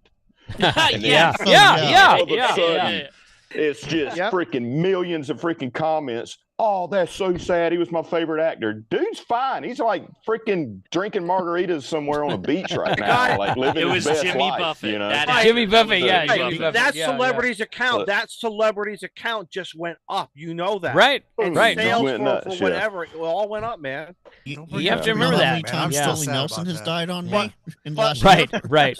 Yeah. So for you guys with all the bigger shows and bigger stuff, do you think there's people out there who are purposely doing it just because this is who they are, whether they're ignorant or not, but they like to get you guys going? Yes. And maybe, but more importantly, maybe it's selfishness on their part because they want to see you. They want to get a reaction from you. So Jason and I think Jason remembers this guy. Remember like ham radio and shortwave? He existed to screw with the YouTubers. Yes. That was his whole thing. And that's oh my God, that freaking guy. Right. He deleted his channel. That guy deleted his freaking channel. Yeah, I know who you're talking about. So Jason's totally right. We're gonna repeat it again. Like everybody you're seeing right now, go hang out with them. They're like these are these people. Like none of us are putting up a front of any kind. No. But I can promise there are people. Yeah, go ahead. I'm exactly the person you see online. Because that's my whole thing. I want people to feel comfortable with what I'm telling them. And I will never, you will never, ever, ever, ever, ever hear me call myself an expert. Although maybe some people that help me with my channel might put that in the comments or in the thing like expert does XYZ. You're an expert on some things, but not on everything. And that's even same if with I me. am, Same with you're me. never going to hear me say I'm an expert at it. Okay, that's fair. Never. That's fair. I mean, honestly, like for real, I was a high-level journeyman chiller mechanic for 25 years. You'll never hear me say I was an expert at fixing chillers. But that's Brandon, just I'll smart in the agree with social you. media space. That's just smart to never say you're an expert because then you're Right. only You're just welcoming inviting people it. to come try and knock you down. Yeah. So the best Right. thing you do is Right. just try and be factually accurate. If I'm accurate, then I did the point. That was my point from the So beginning. I have another exactly take on right. that. I have another take on that, though, Brandon. I agree with you 100%. Never going to call myself an expert. I was raised We weren't going to with call the you an old- expert either. Yeah.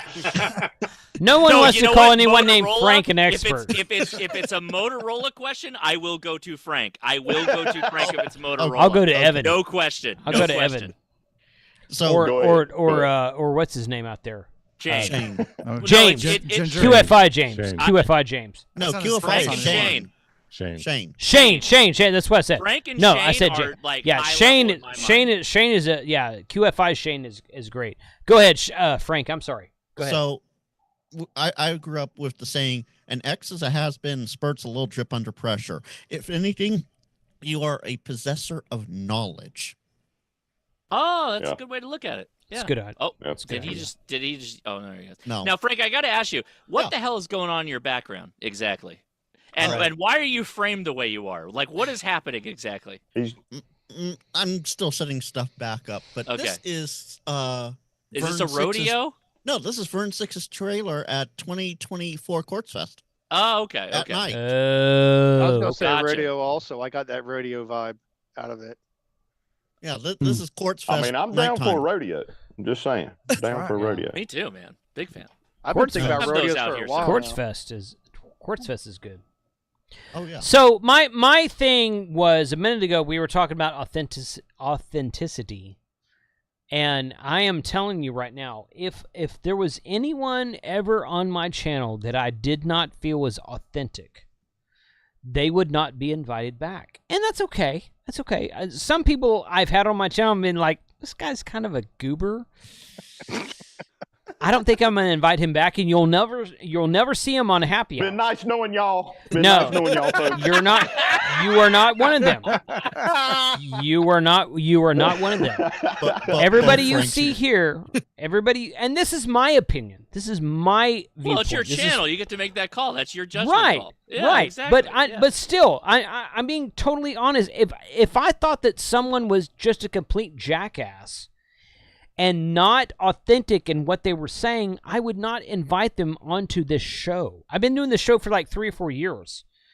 And in fact, no, 5 years. I started the happy hour during COVID because we couldn't get together. That's why I started the happy hour. COVID, lockdown, everybody's at home. Hey, let's do a happy hour. Cool. And it's been going for 5 years now. I do it almost every month, not every month, but almost. So I've invited 3, 4, 5 dozen people on this channel every year. And the guys from Gigapart, Steve and Jason, John Crook from Yazoo, all of the YouTubers, Hank Strange. Yeah. He's been on the couple times. Brandon from BattleBox. Who else? We don't know the guys. BattleBox people. The guys from Ham Radio Icon. Clubhouse. The guys from Ham Radio. Ray. I've never invited Ray on. I should. I should do that. I thought he did one. He's been on my live streams. He's never been on a happy hour. Okay. I gotta say, Chris from Buddy Pull and I were drinking beer in front of Ray one time, and he was just like, I kind of got the idea that he didn't like that type of thing, but I should totally invite Ray's good people. Ray's good people. You got to be off the clock when he's on the show. Like he's working, right? So I mean, like that's true. Yeah. My point is that everyone I've had on this show is an authentic person. If you meet them real time and at a Hamfest and just real life, that's what I do. I do authenticity. And we don't all agree on everything. Trust me on that. We don't all agree on everything, but it doesn't matter because people are just honest with their opinions and viewpoints. And those of us who are in the amateur radio realm, we want to get new people, more people. Doesn't matter young, doesn't matter old, doesn't matter gender, if you want to call that a thing these days. Ethnicity. Mm-hmm. I don't care about skin color. I really don't. If you want to get interested in amateur radio, you are welcome here. Period. End of story. I don't really care where you're from. So, and I think most of these guys would probably say that. Yep. So, absolutely. We just want to spread the word of amateur radio, and that's it. And that's why I invite these guys back into my channel. So, Steve, Gigapart Steve, I appreciate you. So I gotta send a thank you out just for a second. Go ahead, buddy. To you, obviously, Jason. Thanks for having me here. Josh, I met him We did. at Hamcation. Yeah. Mm-hmm. You were working. I just kind of waited for you to quit and just it was a quick hello or whatever. But thanks for taking your time with me. But Robert, I'm sorry I did not find this until last week. But you made a short video a year or so ago on my POTA video. Yes, sir, I did. And I want to thank you for doing that. I did not see that until last week when I started doing more ham stuff and I went on my channel and I searched ham radio in my channel and your video popped up and I was like, I'll be dadgummit. That was a year or so ago and I'm just now seeing it. So thank you for that. I do appreciate that. That was a nice video. I thank you for making that. Brandon, you should totally check out his channel, man. He does some awesome stuff with satellites. Just great stuff. Well, I watch him, but I never, for whatever reason, I just never saw that short you made. Yeah, I don't know why, but I just did Might it. have But something when to I do with searched BattleBox and ham radio, your video channel. popped up. So I'm sorry. Might have something to do with the fact that I'm a little bitty channel. Well, I just want to say thank you for making that video. You But didn't he's have to do that, but I he's appreciate like that. he's like 7.5 feet tall, so little bitty may not be. It's not something Robert understands. Little bitty, he doesn't get that. So I'm 5.5 feet tall. This dude is 7.5 feet tall. So it's funny watching the two of them together. It really is. Yeah. It's like that was great. Whenever I came across that video, I'm like, dang, this guy. Well, and I had been a BattleBox guy for years, so Right. So it was just like, dang, I gotta give this guy, I gotta show this guy some love. He's doing a good thing out there. Hell yeah. And that was the first and only long form ham radio video I've done. Everything else has been shorts or just doing a live feed while I'm playing on the radio. But yeah, I'm gonna start playing in the space. I'm definitely not to y'all's caliber of knowledge and yada yada yada. But crap. There goes all my viewers. You would be surprised how little most of us know. We're just sharing the knowledge we do know. Yeah. So, but I have followed almost every single one of you guys, and I do watch y'all stuff, and it's cool that I'm on here hanging out with you guys. But I just wanted to throw those thank yous out because I do want to play in the space. Obviously, it's not, it's a small piece of what I do, but it is a piece of it, and I am finding people are interested in it. Awesome. Especially truckers that get into my comment section and flat earthers. So we're gonna try to get Brandon to join us at Hamvention next year. He's in Georgia. Nice. So it's a hell of a lot closer than I am. Integrity is the key. So you know something. Integrity is really the key around here because there's so many ham radio channels, and there's some guys who I thought I would like. When you start digging deep in, diving into their stuff, you can kind of tell there's something behind it. Like they're only doing it because somebody gave them something for free. They maybe use it once, and that you could tell, man. After a while, you can see that it's all about the integrity. And I'm here to support people who have integrity and good hearts. That's what it's all about, plain and simple. Yeah. So I appreciate that. I'm trying to get my logistics figured out to where I can go to Dayton. I hadn't nailed it down yet, but I really want to go to that one because Hamvention in Orlando was the first one outside of like typical little, local things that I ever have gone to.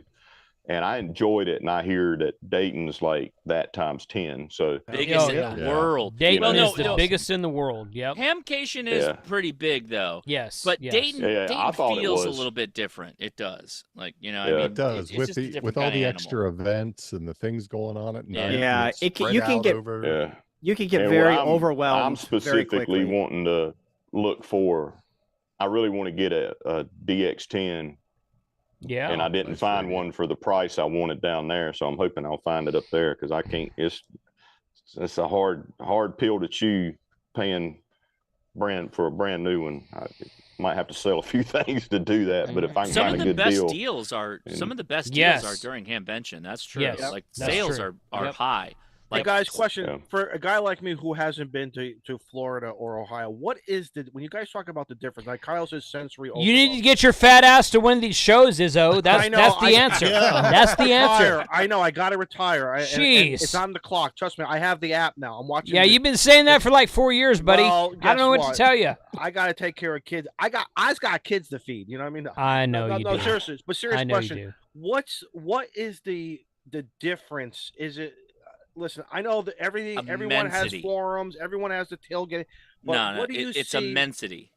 Really? It's immensity. So, like, yes, Dayton feels like I'm missing out on something every second I'm there. Really? Right. Either I'm at a booth or I'm going through the building. There's buildings that, like, stuff is going on and I'm not even there.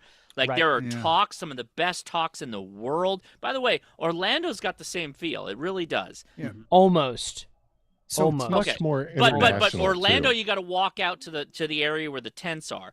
At Dayton, it's all like right there. Right You're there. in the nucleus. You feel the pressure of so much stuff going on. When Kyle says sensory overload, he's totally right. Totally right. He is right. But is it more with Dayton? Yes. The first time I ever went to Dayton was like 2015 or 16. The first time I ever went there, I got home and I told my wife, I was like, I don't want to have anything to do with amateur radio for like 2 weeks. I'm like, I was literally overwhelmed in a good way. In a good way. I was just like, you know what? That is more knowledge. I've been to ham for like 25 years at that point in time. That's more knowledge than I've ever gained anywhere. And it's I just walked around and talked to people. I didn't even I went to a DMR forum, but that was it. It's absolute. Is 3 days not enough then? Listen, they could do it for a freaking week. I mean, it's like Quartz Fest. They could they could do it for a freaking week and it would be okay. Izzo, the way I liken it, Orlando is like an NFC or an AFC championship game, right? And Dayton is like the Super Bowl. Yes, it's just that much. They're both great. They're both great, but one is just so much more to it than the other. Agreed. And Huntsville's another good one too. let Steve talk. Let Steve what talk. I was gonna say, I'm gonna go back into my former life, vendor, yes, manufacturer. I've been doing that since 2012. Yeah. And surprisingly, I'm packing up slowly because we're moving a little bit south in Alabama, so I can put the towers. And I should move to Texas, buddy. I wish I could. Trust me. Alabama's good too. Go ahead, Steve. I keep all the business cards rubber banded for contacts that I made. This is Orlando this year. That's Orlando this year.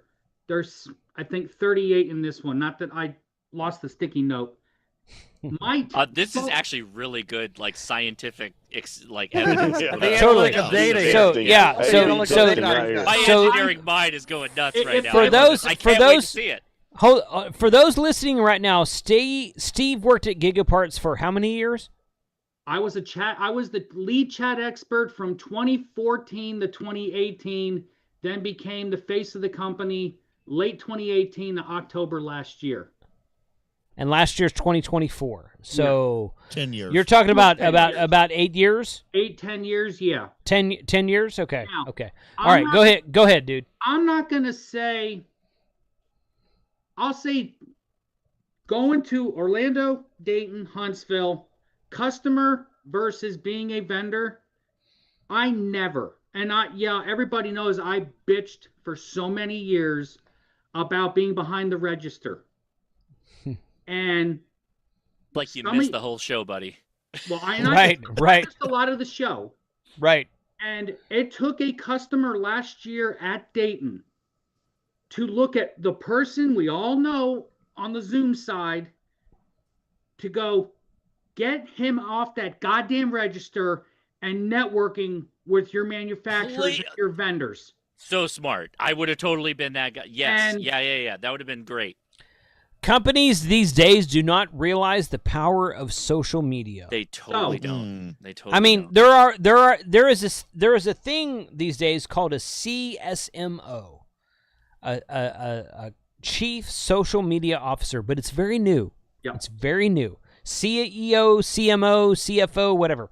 And a lot of us suck, and they have no channels, and they just and they still they're don't get it. They're not creators. They're just oh my god! BS. So I'm gonna total BS. I am gonna bitch about the big four, for 30 seconds. Okay. Yezu, Kenwood, ICOM, and Elenco. Okay. These guys should have a huge YouTube and social media presence right now, and they don't. Why? Because they don't get it. They don't get it. There's a company, and that's not that does not mean their products suck. That does not mean they're a bad company. They simply don't get social media. Yep. They don't get it. That allows us to do what we do. So yes, well, we would do what we do anyway. So well, that's hold on. Let's let Steve finish. Steve finish. Go ahead, dude. You know, and your little stream bot said Katie Allen. A lot of us remember Katie Allen for 8 years. Sure. Love Katie. Sure. Yeah, Katie's great. I was present for a dinner where I'm not going to, because I don't know. I don't want to make accusations. Oh, here we go. Here we go. Here comes the dirt. I think what transpired at that dinner is no longer why she is there. But there could have been other circumstances that whole weekend. Yeah. But the one thing that I bitched about so much while in Huntsville, lack of social media, lack of marketing, and lack of knowledge. Well, the knowledge problem it's here. Mm-hmm. It's always going to be here, and I still get the phone calls. I'm not venting and I'm not complaining about getting that. Because what happens? Mm-hmm. They go to the Huntsville club meetings every Friday looking for me or looking for someone else. Because they don't want to do the marketing. They don't want to do the Facebook. They don't want to do just social media in general. And 6 months still, I get emails. What the hell did you put in that newsletter this week? That is not me. Yeah. When I was there, you could tell what I was doing because, wait, it was a newsletter and it had stuff in it. When Jason was there, Scoggins, Jason, you could tell, and you can tell now, you could go back and look 6 months to current day. What the hell is going on in the industry, for one? Two, the joke in Huntsville. And yes, I know there's someone 50 feet that still is employed by that same company. But the joke here in Huntsville is gigaparts.com/accepting back orders. Okay. She still pays me, so don't talk bad about her, dude. No. I know. Wait. I know. I've got to see the stack of Huntsville or Hamvention cards. I'm still hanging. I'm on the cliffhanger.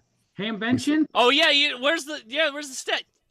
Okay, you can't set up an experiment like that and not deliver. That's crazy. That's crazy. While he's given that to me, and I'm the most important person on my channel. That is true. I said on my channel. That is arguably very true. I thought it was Tank Radio. Thank you. Is it because these manufacturers say? No. Again, I'm joking. I'm kidding. I'm kidding. I'm joking. In a competition of two, Tank is actually ranking kind of high. Right. Well, I mean, if you read from right to left, then Frank is probably the best person for you. So here is. Steve, wow, see, that's what we're looking for. That's Damn. what we're looking for. Yeah, look at Robert. Hold on a second. I don't see that yet. Steve, go ahead. Hold it up, man. Hold that thing up, man. Steve just dropped the ball. No, hold it up again. I don't think you gotta. Really. Yeah, we didn't see that, man. Look at that we stack. Need a side look by at that side. fat stack. Oh my God! Woo! Okay. Look at that. That's what we're talking about. And I joke about when I say this. Most of those business cards through the years, Samlex, M&P. Wait, how did M&P get to Gigaparts? It sure as shit was not.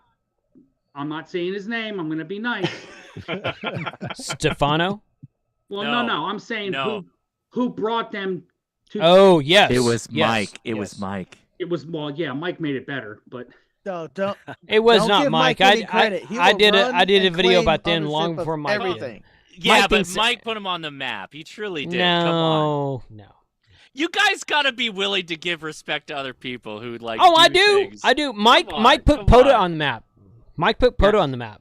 Yes. But Mike's done a lot of things to put things on maps. Let me just say that. Yes, Let me that's just true. say that. Mike is the number one pusher of bidets in the POTA. That is also true. The travel bidet. He loves his bidet. Come on. The one thing that, of all the years being on the manufacturer vendor store side, is you guys fed us a lot of vendors and we had to vet through those. And a lot of them got turned down because of stupidity. 100% stupidity that I didn't know what I was talking about. Okay. But then over here, packed up already is I would buy one, try it out, and I'm like, we need to bring this in. No, we're going to go work on something else. And yes, a lot of the Intellitron stuff, we know where it came from. Yeah. We know where it came from. Yes. We know it's a no-brainer. Yeah. The surprising thing, I used to go there every Friday before going to the Huntsville meeting to pick up Jessica, is I'm surprised at the amount of returns that are not there. Now, some of us have been at MFJ, so we know what the inside of that main building looked like, and it was not. Wait. I don't think most people know what the inside of that building looked like, so why don't you tell them if you... Well, then you should watch my freaking video. Yes. Well, just say it. Just say it. Just I've had 3 videos. A year ago. Come on, Josh. I was there a year ago. Josh has a video also. He's just lying to you. No, I want Steve to say it. Say it. I'm being nice. I want to be nice. Brandon, come to Huntsville, Alabama in August. we're gonna teach you a few things. That's the most fun. All right. That is such a good time. Oh yeah, yeah, It is, yeah, though. yeah. Come to Huntsville. And bring whiskey. Bring whiskey all about when the you come whiskey. out. Yeah. Whiskey and If you can cigars. come to Huntsville, come to Huntsville. Yes. And you know the big thing When is it? August? You said? Yes. Yeah. Yep. Yeah. August. Up on the mountain. I will. Brandon, I'll text you dates tomorrow. Wait, what just happened? Are we talking over Steve? Steve, or what do you? No, Steve, go ahead. Steve, go ahead. I'm so used to it. It's my freaking show, Josh. Come on, man. I'm just checking. I don't know what's going on. Well, you're doing Frank's job for you. Frank should be pissed at you right now, but he's not. So, Steve, go ahead. Steve. So let me try to get back on track here. Try to get. Well, good luck with that. I know. You know, the one thing that I can say about all three shows as a vendor, one, I never got to see all the shows except for Huntsville. Because Huntsville, being my home show, I really never stayed in, as I call it, the Giga Village. Who the hell knows what it's going to look like at this point with what we saw in Orlando? But that's here nor there. I've got to be nice. Who knows what's going to happen in a month from now? But yes, it just I was surprised by that. I never going to Orlando, seeing Orlando. I never expected that, even though I know the backstory on that I will not share. Shame on them. And to tell somebody that they made their goal, and for my own wife to tell them Sunday before we hit the road to come back to Alabama, to tell them you're not even close. And you had the people looking for me, the horrible display. And, you know, they did what they could. But why they did what they did is beyond me. And I really hope in 28 days or so, when they're setting up that corner of Building 3, that they've got their shit together. I was very vocal at the Huntsville meeting a week after Orlando. It got back to them. I got questioned about it, and I said, "You're gonna lose Giga fans. You're going to lose customers after the stunt you just pulled. Do that in May and see what happens." What do you mean? What are you talking about? So I don't even know what's going on here. Like, what are we talking about? I've lost you now. I've lost you completely. Okay. Like, so we were talking about like Hamvention, and now we dipped into. I had a whole question other thing. regarding the. I got to get out of this conversation. Well, my thing with the manufacturers is that this is an welcome assumption. Welcome to Ham Radio 2.0, guys. When Jason said how come the big three, the big five don't have big channels, social media, presenting their Steve products and using them, and okay, whoever said this is something we've talked about this for a long time. Josh, we've talked directly to the people yes, at the company. Yes, because Josh, they don't want to spend. Eric from Ham Radio Concepts, Yes. Bob K6UDA, several of us other larger channels. We have done this. This is not new information. We have direct pipelines to the companies to Yes. and talk to them directly. And we're Yes. But is you know, it you because Correct. they don't do want this, to right? hire somebody or hire a team to do it? But they No, already have it's because the they people. don't get it. They get it. don't freaking get it. Izzo. Don't believe in Yesu- social media. Yesu has John Crook. Yes. Icon Yes, has correct. Ray. And Right. and Ray, to be, I'll give Ray a little bit of respect. He's like, yeah, let other people do this. He's been very open with that. He's like, yeah, go crazy with Well, that. and John has been, in my opinion, he's been more open to being on other people's channels, and he has a channel of his own. Yeah. Which Well, Ray does not. So I that's- think both that's of a good them are point, too. That's a kind good of. point. I think that both of them, both Icom and Yeezy, are kind of there, but they could do so much more if they really wanted to.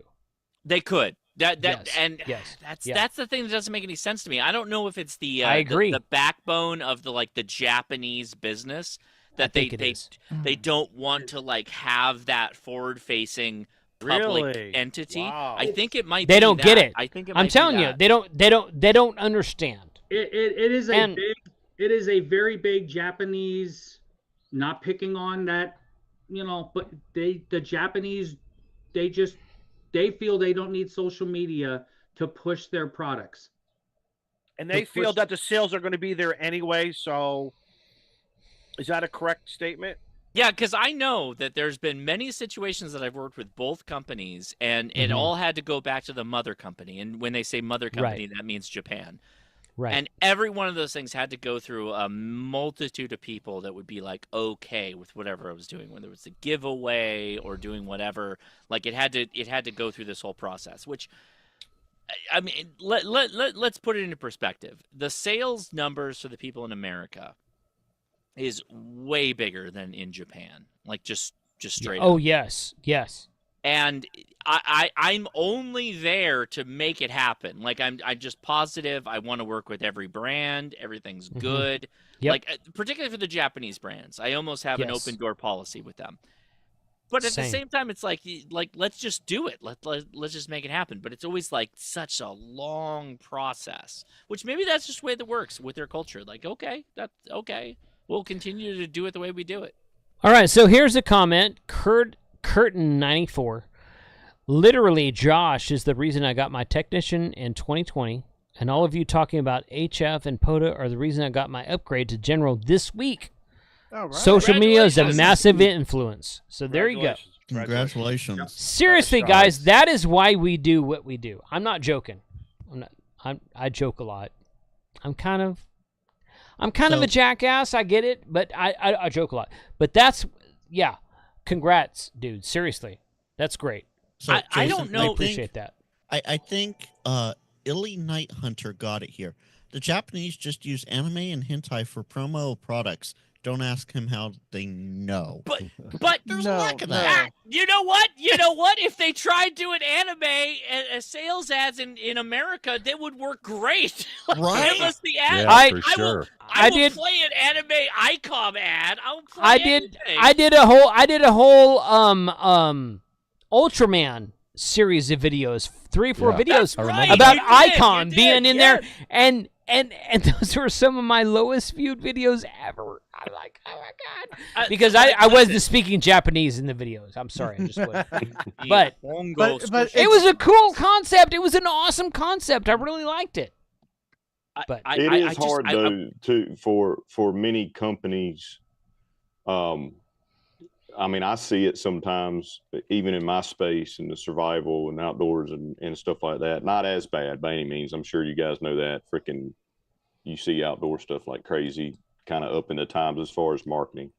But some companies really hold stuff so tight to the chest. They really are, in our opinions, I believe, we can all agree on, is they're missing the boat on. I mean, you've got to, if you want to be, as the internet has evolved the way it has and as fast as it has, you got to understand that it's going to be completely different in another 5 years, way far from what we can think of in the next 10 years and 15 years and so on.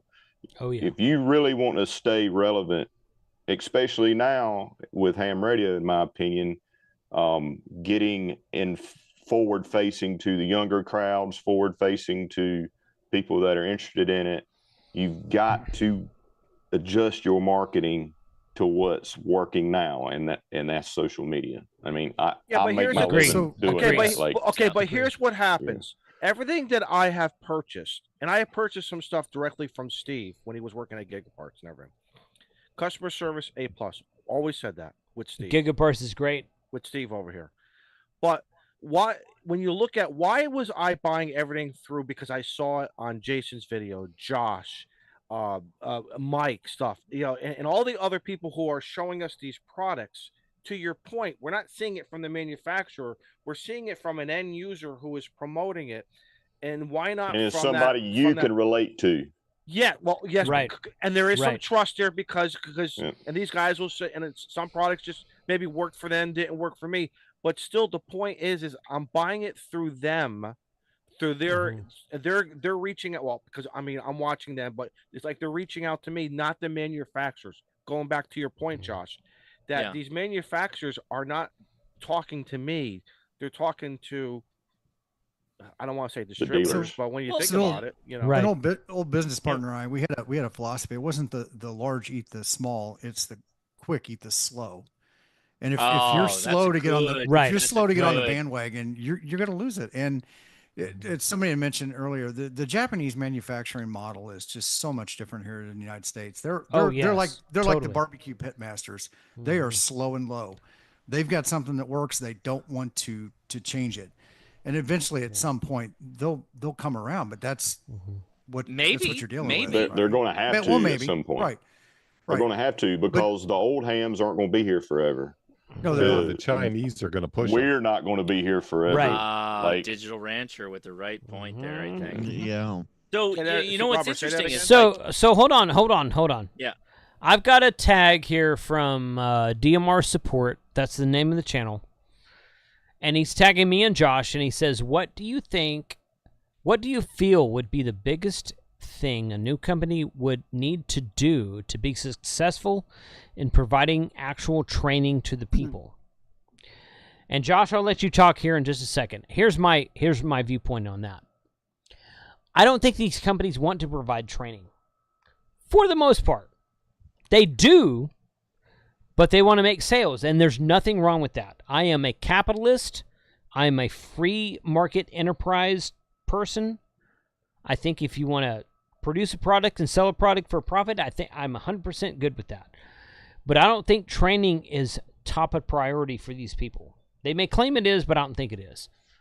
So training is done through social media, like what all of these YouTubers that are on my channel right now provide to you. And many of the ones that are not here tonight. Ham Radio Crusader is a good one. T.O. How about T.O.? T.O. is a good one. Coffee and Ham Radios is a good one. Right. Ham Radio Clubhouse, if you want to get drunk and learn stuff, that's a great channel. Questionable. It is questionable. I'm not joking. I'm not joking. I mean, like you know, there are things that are good for every type of personality, and that's a good thing. It's a good thing.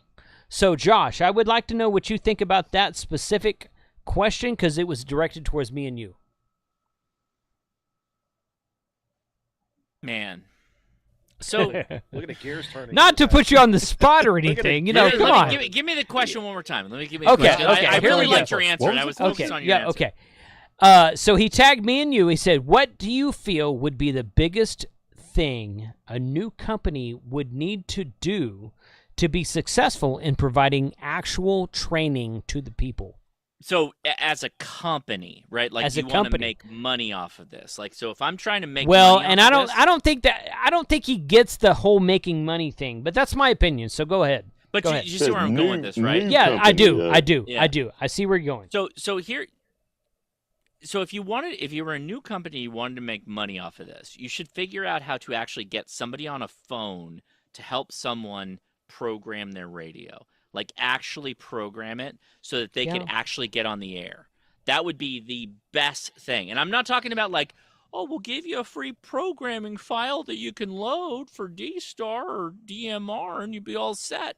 No, this would be somebody who would show you exactly how to make a code plug for the area you're in, right?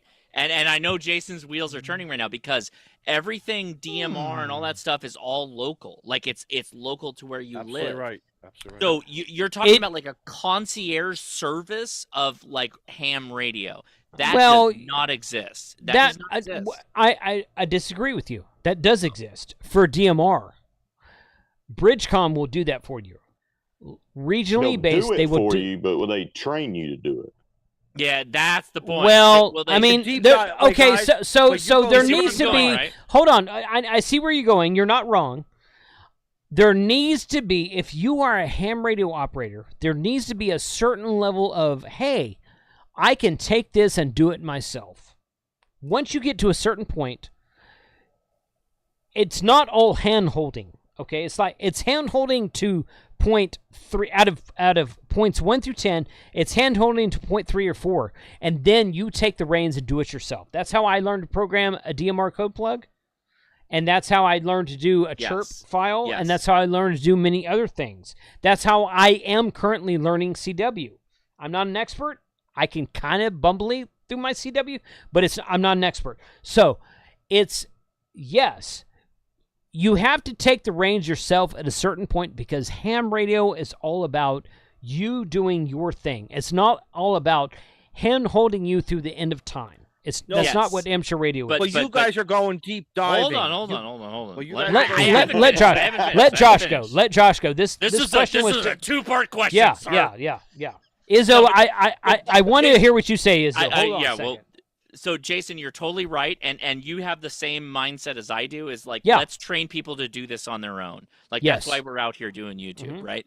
But you asked me about what the company should do if they had a new company. I didn't ask you that. He did, but yes, go ahead. You know what I mean? Yeah. No, because I don't think the company, to clarify, no, I don't think the company cares about your training. But see, that's how you upsell all of this BS. So that's the company. If the company wasn't making money, they would not be here. But that's the concierge service that doesn't exist. That has always been the ham neighbor down the street that shows you how to do this. Or what we say, go to the club meeting and have people help you out. Like, Jason, you answer a ton of questions. I answer a ton of questions. And we're always in a situation of like, oh, yeah, you could do this, that, or the other. But I'm not there with you, so I can't really tell you every little idiosyncrasy that sets up in this situation. Right, correct. But we wouldn't, and even if you could, we would not agree with one another, and that's okay. That's okay.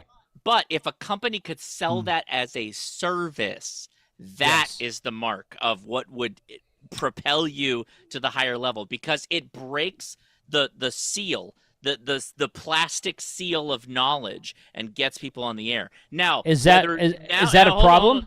Is that a problem? No, I'm going to get to that because I knew that's where you're going. Okay, all right. Now, whether we want that or not, that's a different question. Because to my point of view, I want you to solve your own problems. I don't want you to pay someone to get smart about radio. I want you to get smart about radio. I want you to program your radio. I want you to be the better person that knows how to do this. But at the same I'm going to get you. Hold on. Okay. But at the same time, it's my channel. It's my channel. Go ahead. Go ahead. At the same time, you asked me about the company. And the company, that would I make didn't a ask. lot He of did, money. but yes. Yeah, okay. The company would make a lot of money if they did that. Now, Jason, go ahead, please. Okay. So you see where I'm going, right? Yeah. Okay. I totally agree with what you said. Yeah. Absolutely, 100%. So you said the way you worded it was, I've already lost my train of thought. So can I scream again at you? Yeah, totally. So you said you wanted the company to go back 2 or 3 steps. What did you say? So in a perfect world, right? Yeah. Concierge service of ham radio. Yes. If I was a business, if I started a radio company tomorrow, I'd be a concierge service of radio. Where do you live? What is your location square? And they're like, I don't even know what a grid square is, sir. Can you tell me? And then you're like, okay, well, this is your grid square, and I'm gonna dial in the programming file, and I'm gonna show you how to do it. I'm gonna teach you how to. Not only am I gonna show you how to, I'm gonna teach you how to do it. And then you program it in there, and then they stay on the phone with you until you can get to the DMR repeater or whatever repeater it is. So going back to the whole thing about ICOM, Yaesu, and all the others, that is the one that's gonna like lock in, because it totally dials in the community of actual people buying radios. Yes, ham radio's hard. And here's hold on. Here's my rebuttal to that. Josh is right. I'm not saying I love this, by the way. No. Josh, you're right. You are right. Advocate. You are right. Here's my caveat to that. It doesn't land in the same spot for everyone. Some people want to start at 10%. Some people want to start at 50%. Some people want to start at 80%. Learn ham radio to the extent that you can think you can take it over yourself, and then take it over yourself. And there is not a wrong answer to this. Right. Okay? There's not a wrong answer. If you want to learn 10% and take it over after 10%, do that. If you want to learn 95% from a company, from Ham Radio Prep, from Ham Study, from one of our Josh has great videos about a technician and general classes, so do I. If if you want to learn from free videos on YouTube, there's a multitude of videos on YouTube about getting your ham radio license or your upgrade. If you want to learn that way, get to 95% and learn the rest yourself, great, do that. Everyone learns differently. There's not a wrong way to do it. The only wrong thing is to not do it. Okay? Go get your ham radio license. Learn 5% and do the rest yourself. Learn 95% and do the rest yourself. It does not matter. Dan, KB6NU, Dan Romanchek, he does these no-nonsense courses for technician, general, and extra. It's the very, very basic minimum of what you need to learn to pass the test. And Dan's philosophy, and I agree with this, Dan's philosophy is learn what you need, pass the test, get on the radio, then you will start learning. 100%. And for a lot of people, that's true. And for a lot of people, you need to know every little detail before you get your license, and that's also okay. That's okay too. My philosophy from day one has been get your ham radio license however you need to get it, and then get on the air and then start doing stuff. If you want to learn everything beforehand, fine. If you want to learn this much beforehand and then learn everything after you get on the air, fine. There's no wrong way to do it. But get your ham radio license, get on the air. That's all I care. So here's can I jump in here? Hold on, Frank. Go ahead, Josh. I'm going to make it quick, and then everybody else jump in, please, because I want to hear it. I want to hear what everyone has to say. Josh, this question was to you and me. Go ahead. Yeah. So I started out talking about VHF, UHF, like DMR or whatever, but this extends to HF. This is everything. Right. So there could be a company that came out and said, like, I make a QRP radio, and I'll show you how to get it on the air. Mm-hmm. Nobody's really done that before. Nobody's created this concierge service to say, this is how you do it. Now, by the way, this is all going to cost you money. Like, nobody's doing this for free. Like, it does not exist right now. Right. None of it exists. Right. We've exchanged our time going to a place to learn something from somebody, and we hope that we learn it because we go to a club meeting or whatever. But the market exists because this is highly complex. There's no situation, like, literally, I've done videos where we take over the head 3D shots of houses and shown how you could put an antenna up. That costs money. I'm doing it for free out here because it's a lot of fun to do. Everything costs money. Yep. It costs you money to get out of bed in the morning. If I was a business, I would do this as a concierge. No, they could. You couldn't do it. No way. Yes, they could. No they way. could. I just don't know how they. Do you like leave work and detach yourself from reality? You and I both work. Yes, I do. I do. No, you don't. I do. No, you don't. No. Wait. We Robert's question. To Robert's question, yes, I detach myself from work the moment I step outside. He said reality. He didn't say work. He said reality. Here's the thing. Wait, Josh. I love what you're saying. I love it. I love it. I agree with both of you. Thing I say. Yeah. Our jobs as content creators is so safe. It's so safe. Think about, there's no way this scales to a size of a company like an ICOM or a Kenwood or an Elenco, right? It just doesn't scale. There's no way. Wait. You're going to scale this concierge. You're factoring in time in the sense that you can't automate a solution. So you're thinking about, like, if you had to do this all manually right now as you do it. No, I'm thinking about doing it through AI even, right? No, that's the only way you're gonna have to I hate to say this, but I disagree with you, Robert. I disagree. There's no way this could get done. If they had a social media manager, whatever you want to call it, if they had a social media person, Elenco, ICOM, Kenwood, Yaesu. How many questions do you answer about ham radio over the course of a week? I don't work for those companies. If they had that more? person, Stop. 100. If they had, so Josh gets 100 just himself, right? If I was under the ICOM banner and I said, anybody who's got an ICOM question, call me up. I'm gonna hold your hand and fix this for you. You couldn't. No, there's not a fix. No. Hold on. Time out. There's no fix. I'm not talking about a fix. I'm talking about providing information. If Yaesu or ICOM or Kenwood or Alenko or Anytone or Waxon had a social media account that did what Josh did, what I do, what you do, Robert. Hey, like what Seed Frank Studio. does. Have you guys seen like Seed Studio does, right? Similar to that, but they're still live streams. But they're still small. They're not the size of us, right? So what do you mean the size of us? We're dudes in a room with a camera. Exactly. And if Yaesu were to do what we do, they would be 500,000 subscribers. So it's not about who you are. It's about the information you're providing. Okay. So if they were to, oh my God, the biggest, I'm going to say failure. I'm going to use that word failure. The biggest failure on YouTube is ARRL. Oh, here we go. Because they could have a freaking huge following if they understood. I know you and I have both talked about this. If they understood how to use this platform, which they don't, which granted, I am learning more about this every week. I am not an expert. All the time. All the time. Constantly. I'm learning more about this all the time. Absolutely. If ARRL had a guy who was the YouTube guru, that was his title.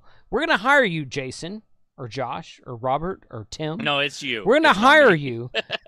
I'm not moving to Connecticut. That's too far north for me. I'm not doing that. I'm not going either. You could, Josh, you're in California. You could go to Connecticut, kind of have the same vibe there. I don't know. We got political real quick here, buddy. You hang out over here. You hang out over here. I'm not, if I can't take my 47 guns, I'm not going up there, buddy. I mean, anyway, I'm talking about my guns, buddy. I don't care about the spicy food.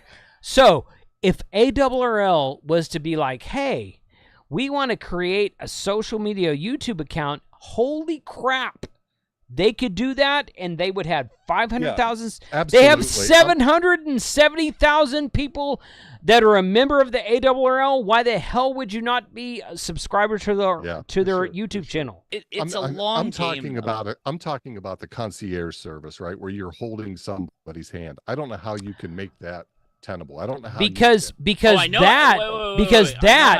that is a individual thing, not a company thing. I'll answer. Here's how you make it tenable. In my opinion. Hold on. I'm sorry. I hate to interrupt. Okay. Go ahead. No, you don't. No, you don't. I do in this case because it was your idea. It's great. Josh, go ahead, and then Tim, you can go next. Go, Josh. So I get emails all the time asking me, "Can you just tutor me in ham radio?" All the time. I get that all the time too. Sure. But I have a person, I have someone that I move them to, and they get tutoring through them, and he helps them all the time. I have someone that is a good friend of mine that does all of that, and they come back to me and they're like, "Oh my gosh, thank you for sending me a link to this person." But you're not advertising that. No, I don't. But imagine Robert, if you did. Right, but Robert, you're ARRL should. Robert, you're complaining about a good problem. You're complaining about something good. If a business said, we can't sustain all of our concierge service because it's so in demand, that just means that it's a good thing and they should be doing it. Well, that's true. So you're looking at this from two different viewpoints. The entrepreneurial viewpoint of making money and getting people interested in your product, and the viewpoint of getting people interested in amateur radio, which people think it should be a free platform, and it should not, in my opinion. More to come on that later. So, yeah, I agree with Josh. I do agree with Josh. Robert, you had hands up. Robert, you had something to say? So many hands. We've got lots of people that want to say. Well, no, that's okay. That's okay. Go ahead, Robert. You're first. No, all I was going to say is I really love that idea. I see the weight of a corporation and how that grind works, right? Back to Tim's comment, right? It's not the big eating the small. It's the fast eating the slow. We're the fast. They're the slow. And I don't know that they know how to become the fast. Well, That's the problem they can I get see. slightly faster. They should get slightly faster. At least that. At least that. I mean, that would be fantastic. I just, after years and years and years of working in those environments, I'm cynical if that's possible. Yeah. That's all. Sure. That's all I'm saying. I don't think there are any wrong answers tonight. I think that these are all very valid points to everything. Jeff is raising his hand. So I'm like, Zizzo. Okay. I saw Jeff first, so I'm gonna let Jeff go, and I'll let Don go. You guys are raising your hand. The idea. I'm like, oh my God! Teacher, will you? Okay. Teacher, will you notice me? Notice Teacher, me. you notice me, yeah. Notice We're me. being polite. We're being gentlemen. We're being gentlemen. Hey, well, Jeff is not a gentleman, so I don't know what you're talking about. Jeff, go ahead, buddy. You're good, man. Go ahead. The idea of the concierge service is a nice idea. I don't know if any of you have been in the computer support area profession before, but have you ever tried to help someone on their computer where they are moving their mouse everywhere? They're not listening to what you're doing. They don't even know what what a keyboard is. And you're trying to direct them to help them, say, like, get connected to the internet or open up their email or open up their web browser. Doing it on an amateur radio, swapping out a computer for an amateur radio, I think it could probably be the same thing where they would be on different screens. And being on a phone doing it's a little bit harder. With computers, you can now remote to other computers and help people out. But I think it all comes down to documentation, good documentation available for the customers to be able to provide that to people. Yep. Say, here's how you program your radio, a repeater in your radio. And you say, step 1, click on this button. Step 2, click on this button. Move your cursor here, and so forth. I've always been big into dealing with documenting how to do stuff because I worked for 2 internet providers way back when, and I worked for larger companies that if I wasn't there or if I forgot how to do something, I had documentation for me or other people to do exactly what I was doing to fix an issue or something like that. So I think if even on social media, you could provide such documentation, like a video, like we could do videos like first you do this. I mean, all of us have done some kind of videos of walking people through something. May and not I guarantee be you somebody told you did it wrong too. Yeah, and you always have someone complain like, "Oh, you shouldn't do it that way. You should do it this way." It's like, well, if you're the expert, then you do it yourself. Then you write the documentation to have people do it. I've fought with people before. It's like, well, I work at this large company in the IT department. I'm like, well, then you could fix your own error and get yourself connected to the internet. Then bye. But I think if companies were to provide, I'd say better documentation, or maybe not for everything, but for like major things, like how do I program my FT5D or my ICOM 52? How do I enter one repeater into there, or how do I change this, or how do I change that? Well, sometimes are we documentation. Are we missing out on a content creation opportunity if all the manufacturers had fabulous documentation? Oh yeah, definitely. Yeah, but like I said, well, our jobs are safe, fellas. And I think the concierge service would probably be a little bit harder to deal with on a phone. Trying to tell someone how to program their radio while they're like looking at different menus and then you're trying to get them to, and they're not paying attention. I have perfect solution for this. Every ham radio store needs a Genius bar, like Apple. Problem solved. Yeah, I mean, you need to keep them there, though. Josh, you're muted. Josh, You're muted, Josh. It's been way too great, you were making so many good points. I'm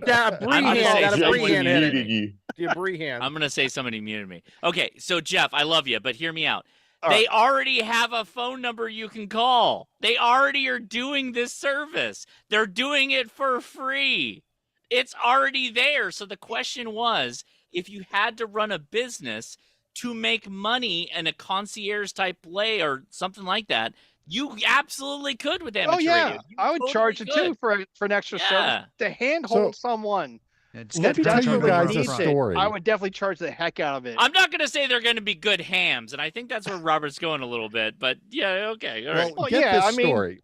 Hold on. This is really good. I think this is an illustration of what I see as an issue. Does everyone kind of consider Yaesu one of the big ham radio companies? Yeah, one of, if not the biggest. Yeah. Yeah. Can we all agree that that's the case? Okay. Yeah.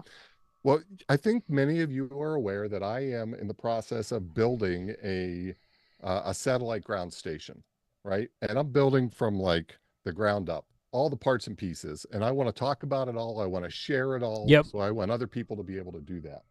So I had some questions about the G5500 rotator. Okay. Okay. So Yaesu? Yes, sir. So yeah. I called DX Engineering, right? Because they tout their support, right? For reference, I invited John Crook on the stream tonight, and he declined. Just wait. You could tease him about that later. Okay, all right. Just go ahead, wait. Robert. I'm just messing with you. Go ahead. Let me just say I didn't get my answer from DX Engineering. The suggestion was, you know what? Interesting. You should call Yaesu. Here, call this number. Yeah. Okay. Yeah. Okay. No problem. I call that number and, I go through the phone menu and I'm thinking, you know what? I'm going to go to sales because sales will know the answer to my question because they're trying to sell these things. Sales doesn't know shit. They don't know. But they don't even know their products are selling. But yeah. Sales did not know the answer to my question. No, they do not. Let me pass you on to support. Okay. Right. Fantastic. I'm in. Send me Support over. knows 50% of the answers. So get this. Yaesu, big company, right? Yes. Big company. I get to the support guy. I start to explain my question. Whoa, sir. Our rotator guy he's on jury duty this week. And can you call back next week? I'm like, wait a minute. No cross training. One guy that can answer my question about a 5500. Oh. Yeah, you really need to talk to this guy. Man, that's horrible. So I just texted John and said you should totally join the Zoom right now. I reached out to John then. Right? Yeah. So then I reached out to John. You sent me an email with his asking for his contact info. But Robert, here's the situation where that ticket that you created should have been retained and held for that individual to come back when they're back in the office. Correct. And Yes. that should We've got be one guy. Yeah. So who can answer a question about one of their devices? There's only so one guy in the let's company. say yes. Let's say yes. Okay. Let's say yes. Right. Let's say yes. We're in that situation. We obviously are. So the reality of it is that they should track that and make sure that question to you, Robert, gets answered. Yep. And that's the right way to do it. And that is how this concierge system would work, is that, yes, it comes down to one guy that knows that information, and we have to find that guy and make sure that they're available to answer your question. I don't want to say the word JIRA, but it sounds like a JIRA ticket I'm creating right now. I don't know for all my RT professionals. But that's literally what it sounds like. It sounds like somebody needs to go into Confluence. No, it's not Confluence. That's not Confluence. It's JIRA. It's a JIRA ticket. It's a JSM ticket to read the Confluence page to give the customer the answer. No, it's not. We don't want Confluence. Confluence is a blog. JIRA is the ticket. We're going to create a ticket that says we got to call back Robert and make sure that we give him good service. Got this great big company, right? This is one of their popular products, and we've got one guy that can answer the question. Oh, I don't know. I've been that person. I agree with you. Yeah, Robert, you're right. One guy out of the whole company. Yeah, you're right. No, but there's no more people. There's no more people. Like they're not. There's no more people that are doing what Robert does. It's very niche, right? They're literally a radio company. They should know how to do this crap. And not everything only is it very niche, know. but people don't want to work. That is the truth right there. That's a whole other truth right there. Steve, I'm curious what you've got, Steve. I mean, it's no different than you going into Home Depot and the guy comes up and says, "Hey, can I help you?" And you look him in the eye and say, "No, I know more than you." And that's the dang truth. You got a guy in the electrical section saying, "Can I help you?" That dude don't know nothing about electrical stuff in that freaking electrical section. But I called the company that makes the thing, right? I'm not talking to the. But they hire people that that's true. aren't trained in it. That's true. So we had a Home Depot. They're not willing to pay them what they're worth. Brendan is right. We had a Home Depot in North Texas, in the Louisville area, for like 3 years before Lowe's came in. And if you were to go into the Home Depot and ask and look around for people, there's no one working there. There's like 3 people working that whole store. And then all of a sudden, Lowe's comes in and builds a store across the street from them and starts offering customer service. And Home Depot, out of the blue, oh my God, there's 25 people. They're willing to help you. But they weren't there before Lowe's came in. Yeah. Oh my God. It was terrible. That's why I shop at Lowe's most of the time these days. But side rant, my channel, you guys deal with it.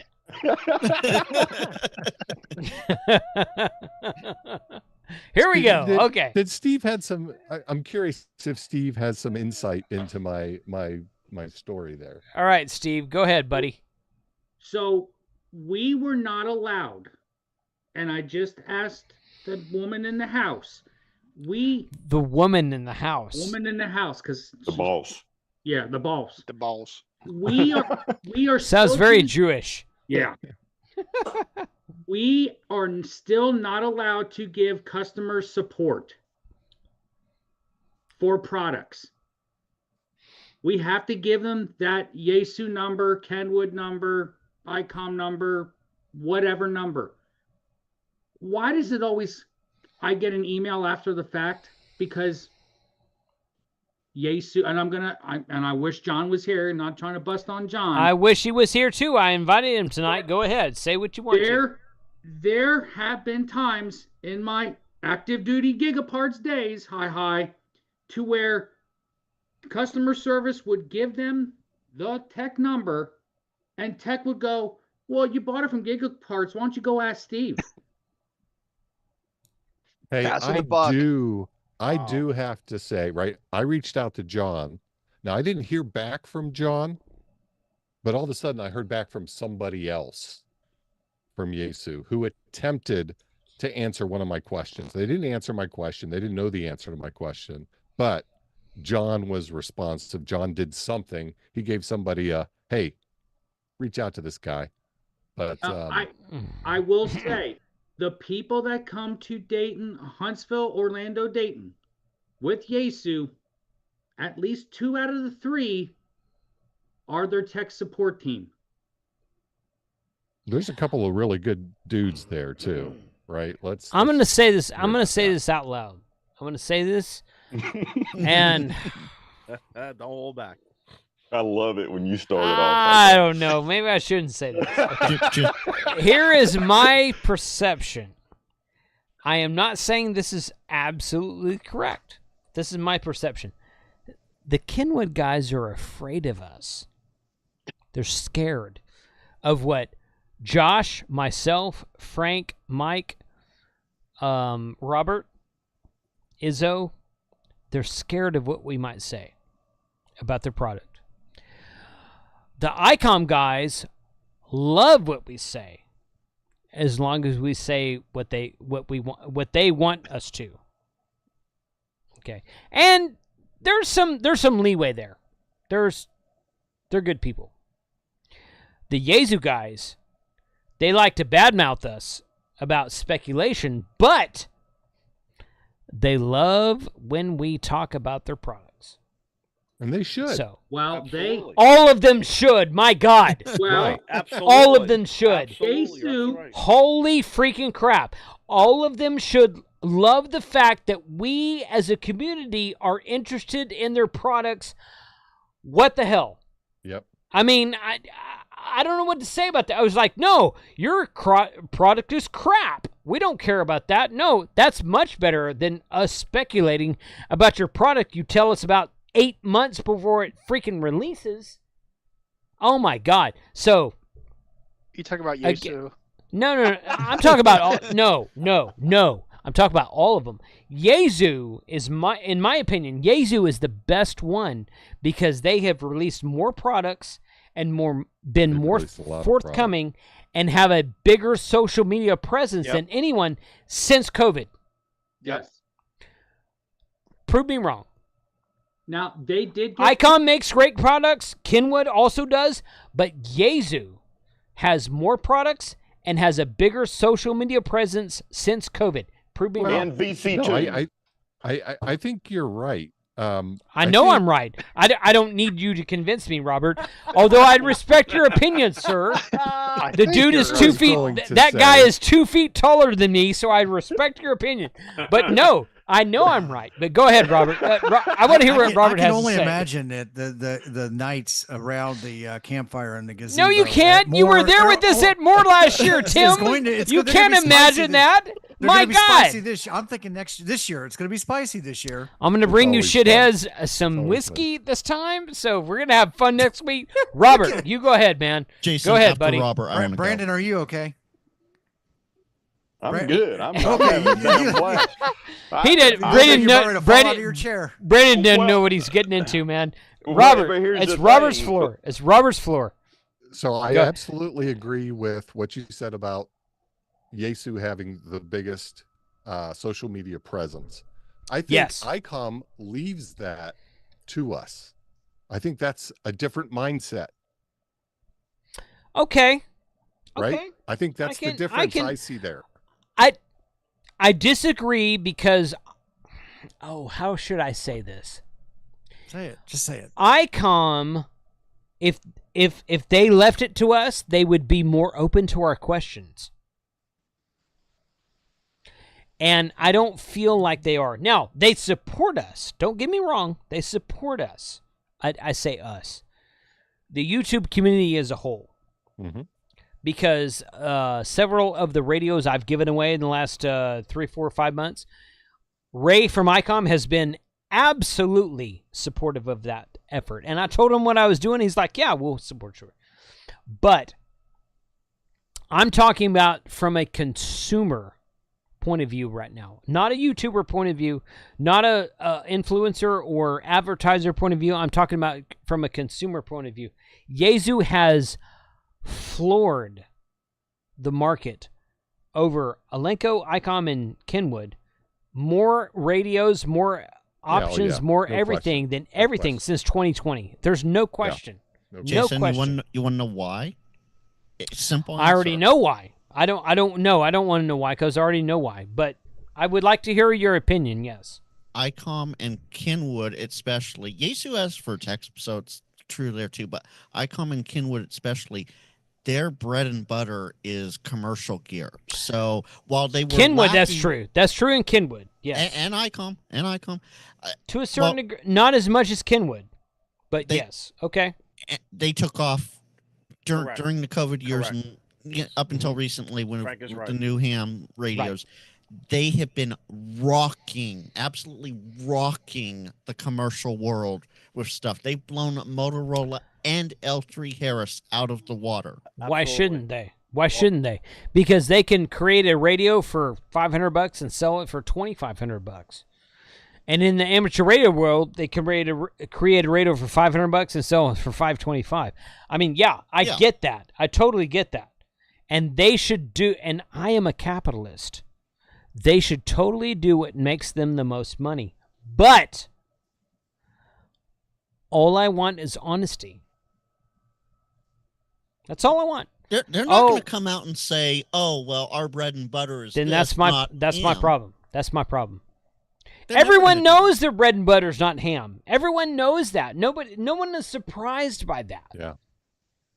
But Yaesu has supported the amateur radio market more than anyone out of Japan for the last 5 years. So that's my opinion. You don't have to agree. That's okay. Oh yeah. That's what I think. So that's why they stand like that. That's why Yaesu leads the way in the ham community. They have Vertex. They have their Yaesu bought out Vertex, which is their commercial thing now. But they don't do much with Vertex. That's like the stepchild. Not really.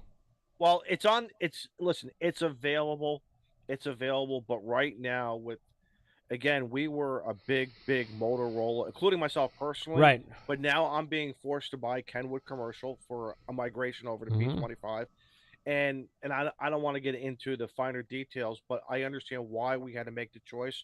We looked at it, we tested it, and I love my Motorola brothers, but man, when you give me a product that's going to do exactly the same, hold up environmentally the same. I mean, I ran it over with my truck and other. I mean, we and it did exactly the same without having. And how do you tell your local municipalities of you want to spend $14,000 for a radio with all these other subscribers and all these other add-ons that are needed when Kenwood comes in on a public safety with a package that is less expensive but can do exactly the same. Right. But I want to just circle around for a minute because everyone brought up some excellent points. I see you guys were talking before about how to get, I'm going to call them platforms, how to get into ham radio, the consigliere platform, and then you get what I call is the deep dives. And it's the YouTubers on here who I love, and the many others who are not here, who take the time and do a deep dive into a radio, which introduces us to stuff that I don't see the manufacturers doing. The consigliere stuff, that's a whole separate topic, getting your lights.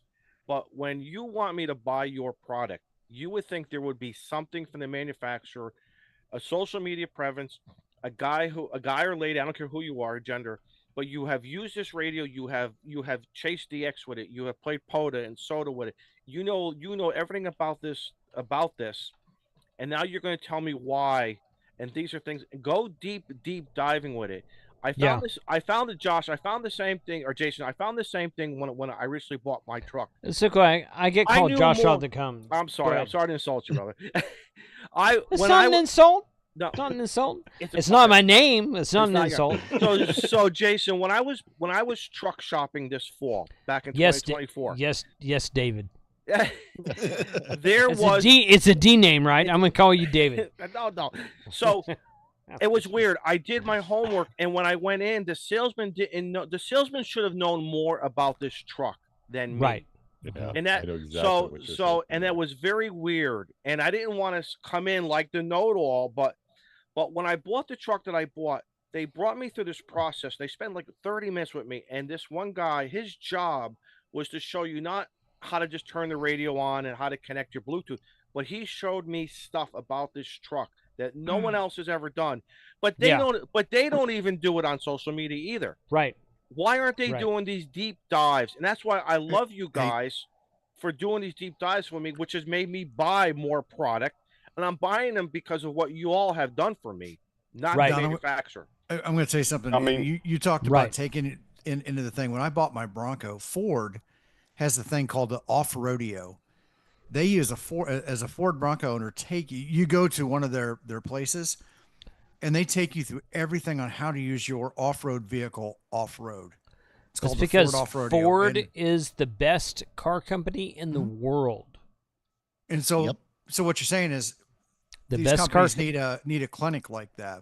No, they just need to give up and close down and let Ford take over because Ford is the best car company in the world. Unless you want to have a Tesla, and that's okay. You want to have a Tesla? I like Elon. Or if you want a truck. Ford makes a better truck than your GMC piece of shit, Robert. I'm just gonna say that. I was waiting. I like Robert. Robert, you're a good friend of mine, but my God, you chose the wrong truck, buddy. I'm just gonna say that. Move to Connecticut, go live up there with Izzo, and then your GMC would fit in. I'm gonna bring up similar to like what Robert was saying. This new stuff, it's new to me, but Meshtastic. The only reason why I know about this topic called what's it called? Meshtastic. I apologize. Is because you guys have introduced this to us, And again, like what Josh was saying earlier about stuff. Again, the camera down view and this and that you do. But if it wasn't for the hams doing it themselves, I don't know if these manufacturers would really be selling anything. It's very interesting. And why not? Why would you not want to push your products out, but have awesome customer service, with a social media presence? The whole league thing, I've been talking about the league stuff for 25 years of how come, and again, I love the guys up there, but they just don't get it. It's like somewhere in a boardroom with closed doors are saying we're not going to do it, and I don't understand why. So something Izzo said, I want to touch on just real quick, going back to the Kenwood ICOM commercial and ham radio. We all bitch and complain about the radios not having all the modes in one. Yes. One radio company has done it. True Kenwood. STX. Kenwood. The Victor Papa VP 8000 series. That's what I have. And the NX 5700 series. Granted, the commercial rigs. Yes. That's a commercial. Yeah. The NX 5700 is a monoband though. But there are they have quad band radios. They do have quad bands like the Apex 8000. They have 4 decks with one head. That's not a quad band radio. But how much do those cost? But the VP series does not. $5,000. Hey guys, the VP series does not, like the mobile in my truck does not. I have one. They're fantastic radios. Yeah. But again, it's software uploaded. So if I want VHF, UHF, the 878, if I want anything else, it's one deck, one head, whatever. But see, they listened and however, and they got it done. They made it very affordable, and yet it's going to meet or exceed our needs. And every customer is different, right, Frank? Exactly. Right. The kicker, it has DMR, NXDN, P25, and analog. So you have 4 different bands, 4 different modes. I had one of those. Yes. Right. Okay. We have been going for almost 3 hours. I'm out of a cigar now, man. I know, buddy. I know. I apologize. I will send you 2 more cigars before next happy hour. How's that? I gotta get up early for POTA tomorrow, man. I do too, buddy. So I want to give the floor to Frank because he has an important message to tell everyone. Look at Brad. Probably like what happened to my camera? No, you need a light, dude. Your lights went off, Frank. God. Crawl out of the cave, Frank. Brandon, very good. Very good. No, I'm dead serious about this right now. Frank has a good message, I don't know if it's good or not, but he has a message to tell everyone. And Frank, go ahead, buddy. Appreciate you being here. Thank you. Jason. TX whiskey. Yep. Oh yeah, that's a bourbon barrel bottled and bond. Nice. Say that 3 times fast. Hadn't seen that yet. So try to take that more. I heard my name 3 times, so I had to come back. Go ahead. Beetlejuice. Go ahead, Frank. Tank radio. Right. This is hard to say. On a live stream. Just say it, buddy. You're good.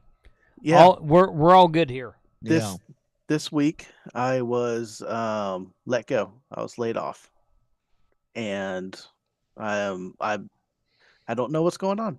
I got to figure it out. I'm going to keep up the channel best I can. I am going to work through stuff to help me through this process. I decided. You're basically Mike. Yep. Well, yeah. I am still going to look for a job. I love programming. I love coding. I love radios, but it just scratches an itch that radios don't. But I started another YouTube channel called To Be Frank, and if you search for it, To Be Frank Radio. And that's where I'm going to talk my journey, what I'm doing, my goals for the week. I am going to set goals every Monday, a personal goal I want to do and a house goal, because there's no excuse anymore to live around like this. I got to clean it up. So I'm going to be getting the house together. If anyone wants to support me directly, because some people have already asked, I have a separate Patreon account that's going to go directly to me. And I did this because I want to keep Tank Radio going. Tank Radio funds are almost supporting the channel, and I am going to do the best I can to keep the channel going at the same energy level and going out there. Everything I committed to up to Dayton, I will be going to. After that, we'll just have to see. Damn right you will. You have our support, Frank. Yeah, absolutely. So Dave KB5UTY from South Texas, he sent a $50 super chat for Frank. So Frank, I will get that to you at a later date. Thank you. I appreciate that, Dave. That's awesome. Dude, seriously, we will support you however you want. Mm-hmm. You're less of an asshole than Mike is, so. What's your claim to fame? And I only say that because Mike is in the chat. Mike is in the chat right now. That's why I say that. So, yeah. I'm surprised Mike hasn't shown up yet. I invited him. Now. He said he was out of town this weekend. I don't know. Mm-hmm. But, yeah, Frank, let us know what you need, buddy. Right now, I'm trying to figure that out, what I even going to be doing and how I'm going to do this.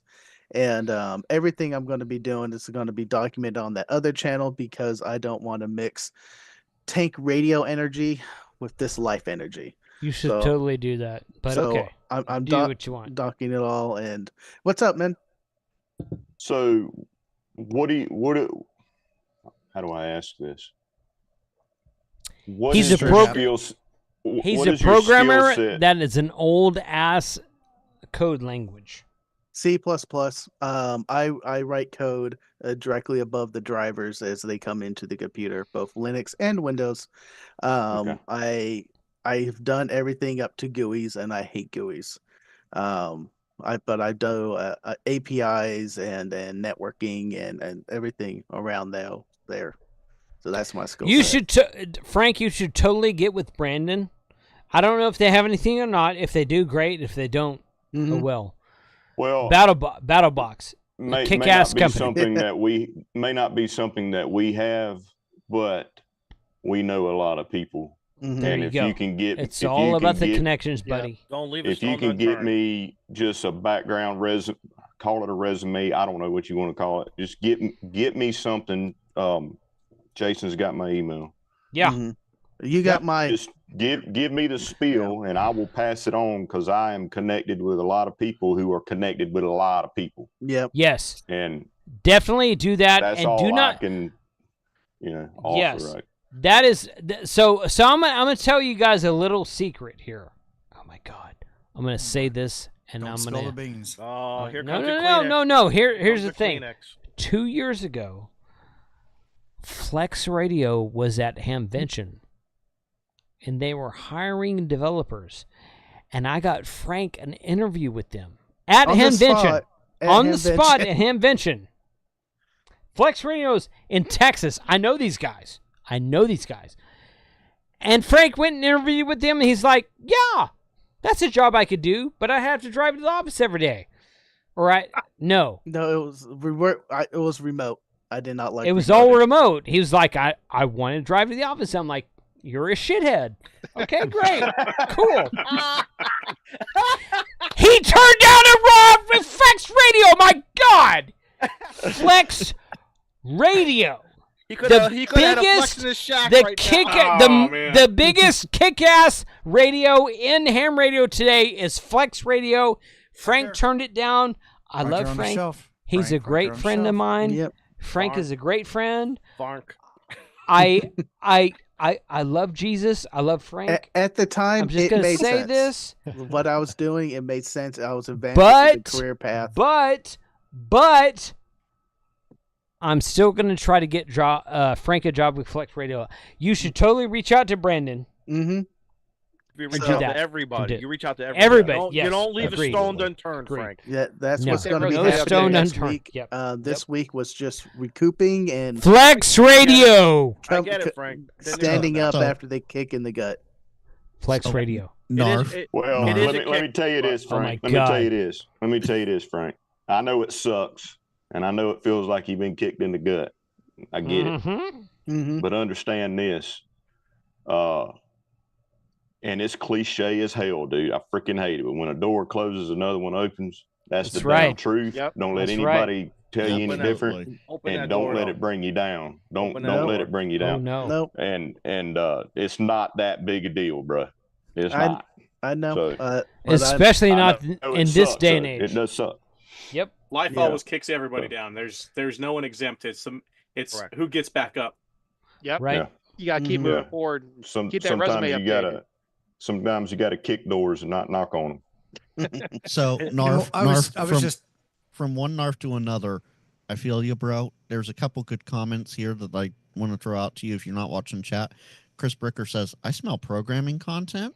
So that might honestly, be I thought about that, to do a programming channel, learn to code with me. Yeah. That was a thought for a while.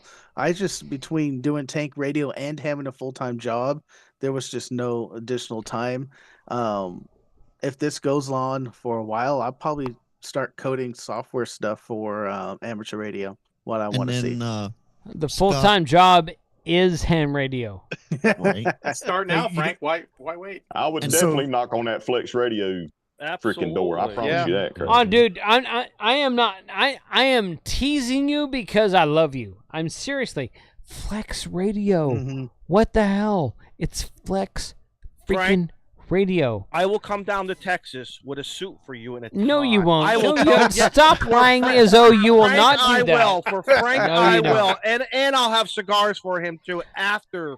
I take offense to that because you've never come down here for me, Izzo. Then I'll bring you My a suit. God. I'll bring you a suit and You're tie not too, Frank. and a bottle of bourbon or Macallan or Oh, something. my God. Macallan 15-year or Hey, y'all can come visit me, but don't be coming with no freaking suits because I don't play that game. Me either, man. I will bring the cigars though. I will bring cigars. TC Fitz has the $50 super chat for Frank. Thank There you. you go. Thank you. Then Frank, seriously. From Narf to Narf, Scott also says, port LOTW to C++ so it will work. Oh my God! Don't go that route. Go ask Steve for a job at Gigaparts. Yeah, we heard like 45 minutes on that. Yeah. Really, I laid myself off. If you I know, buddy. I don't know what to tell you. Thank you really want me to say what I want to say? I'm doing better than the company. What the? I know. I'm waiting for your new product, buddy. I'm gonna make you famous. I'm just gonna do it. Get him on so the stream. Send Get me him your on the new stream. product when we're good, man. And do a deep dive, and we're all gonna buy it. So Frank, I don't know if Jody's being serious. You guys or not, will but love if he this. is, Flex's career page, current opening for software engineer. First requirement is 8+ years of C or C++. I got that. There you go. There you go. I gave Frank that 3 years ago at Hamvention, and he was like, "What? I'd have to work from home every day." I'm like, "You are an asshole," because I would love to work from home every day, which is what I do. I do. That's why I love my job. I really working from home is like the best thing since sliced bread. Yes. Working from home is great if you are the smartest person you know, and I am. Me too, but I don't know a lot of people. Frank is not. Oh, I mean, I was just. Gentlemen, Jason. I'm kidding. Thank you for letting me come back on here. Yes, and say Frank. that. I gotta go. I've got a migraine. It's killing me. And that's why I ducked earlier. Drink some whiskey, buddy. Whiskey, I was gonna say. Frank, real quick, as a migraine sufferer, I feel you, bro. Get better. Thank you. We're gonna yeah. Thanks, Frank. We're gonna shut this down. 73 to all. Thank you for joining tonight. I might have had too much whiskey. I don't know. The chat says That's you not have. a thing. That's not a This thing. this just feels like a warm up for more Expo. Yes, Robert is correct. Right. Yeah, totally. And, yeah, and remember, totally. send all complaints to K8MRD at iCloud. You could send he'll gladly roast you on a Mailbag Monday. Yeah, so Jason, totally. apparently it's going to rain more weekend according to Dave. I know. The Hill I know. Yeah, I know. What is that again? That's what I heard.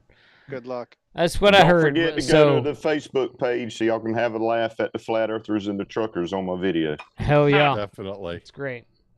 Brandon, thank you for joining us. Kyle. Yeah, man, I had a blast. Yeah, man. You too. Appreciate it.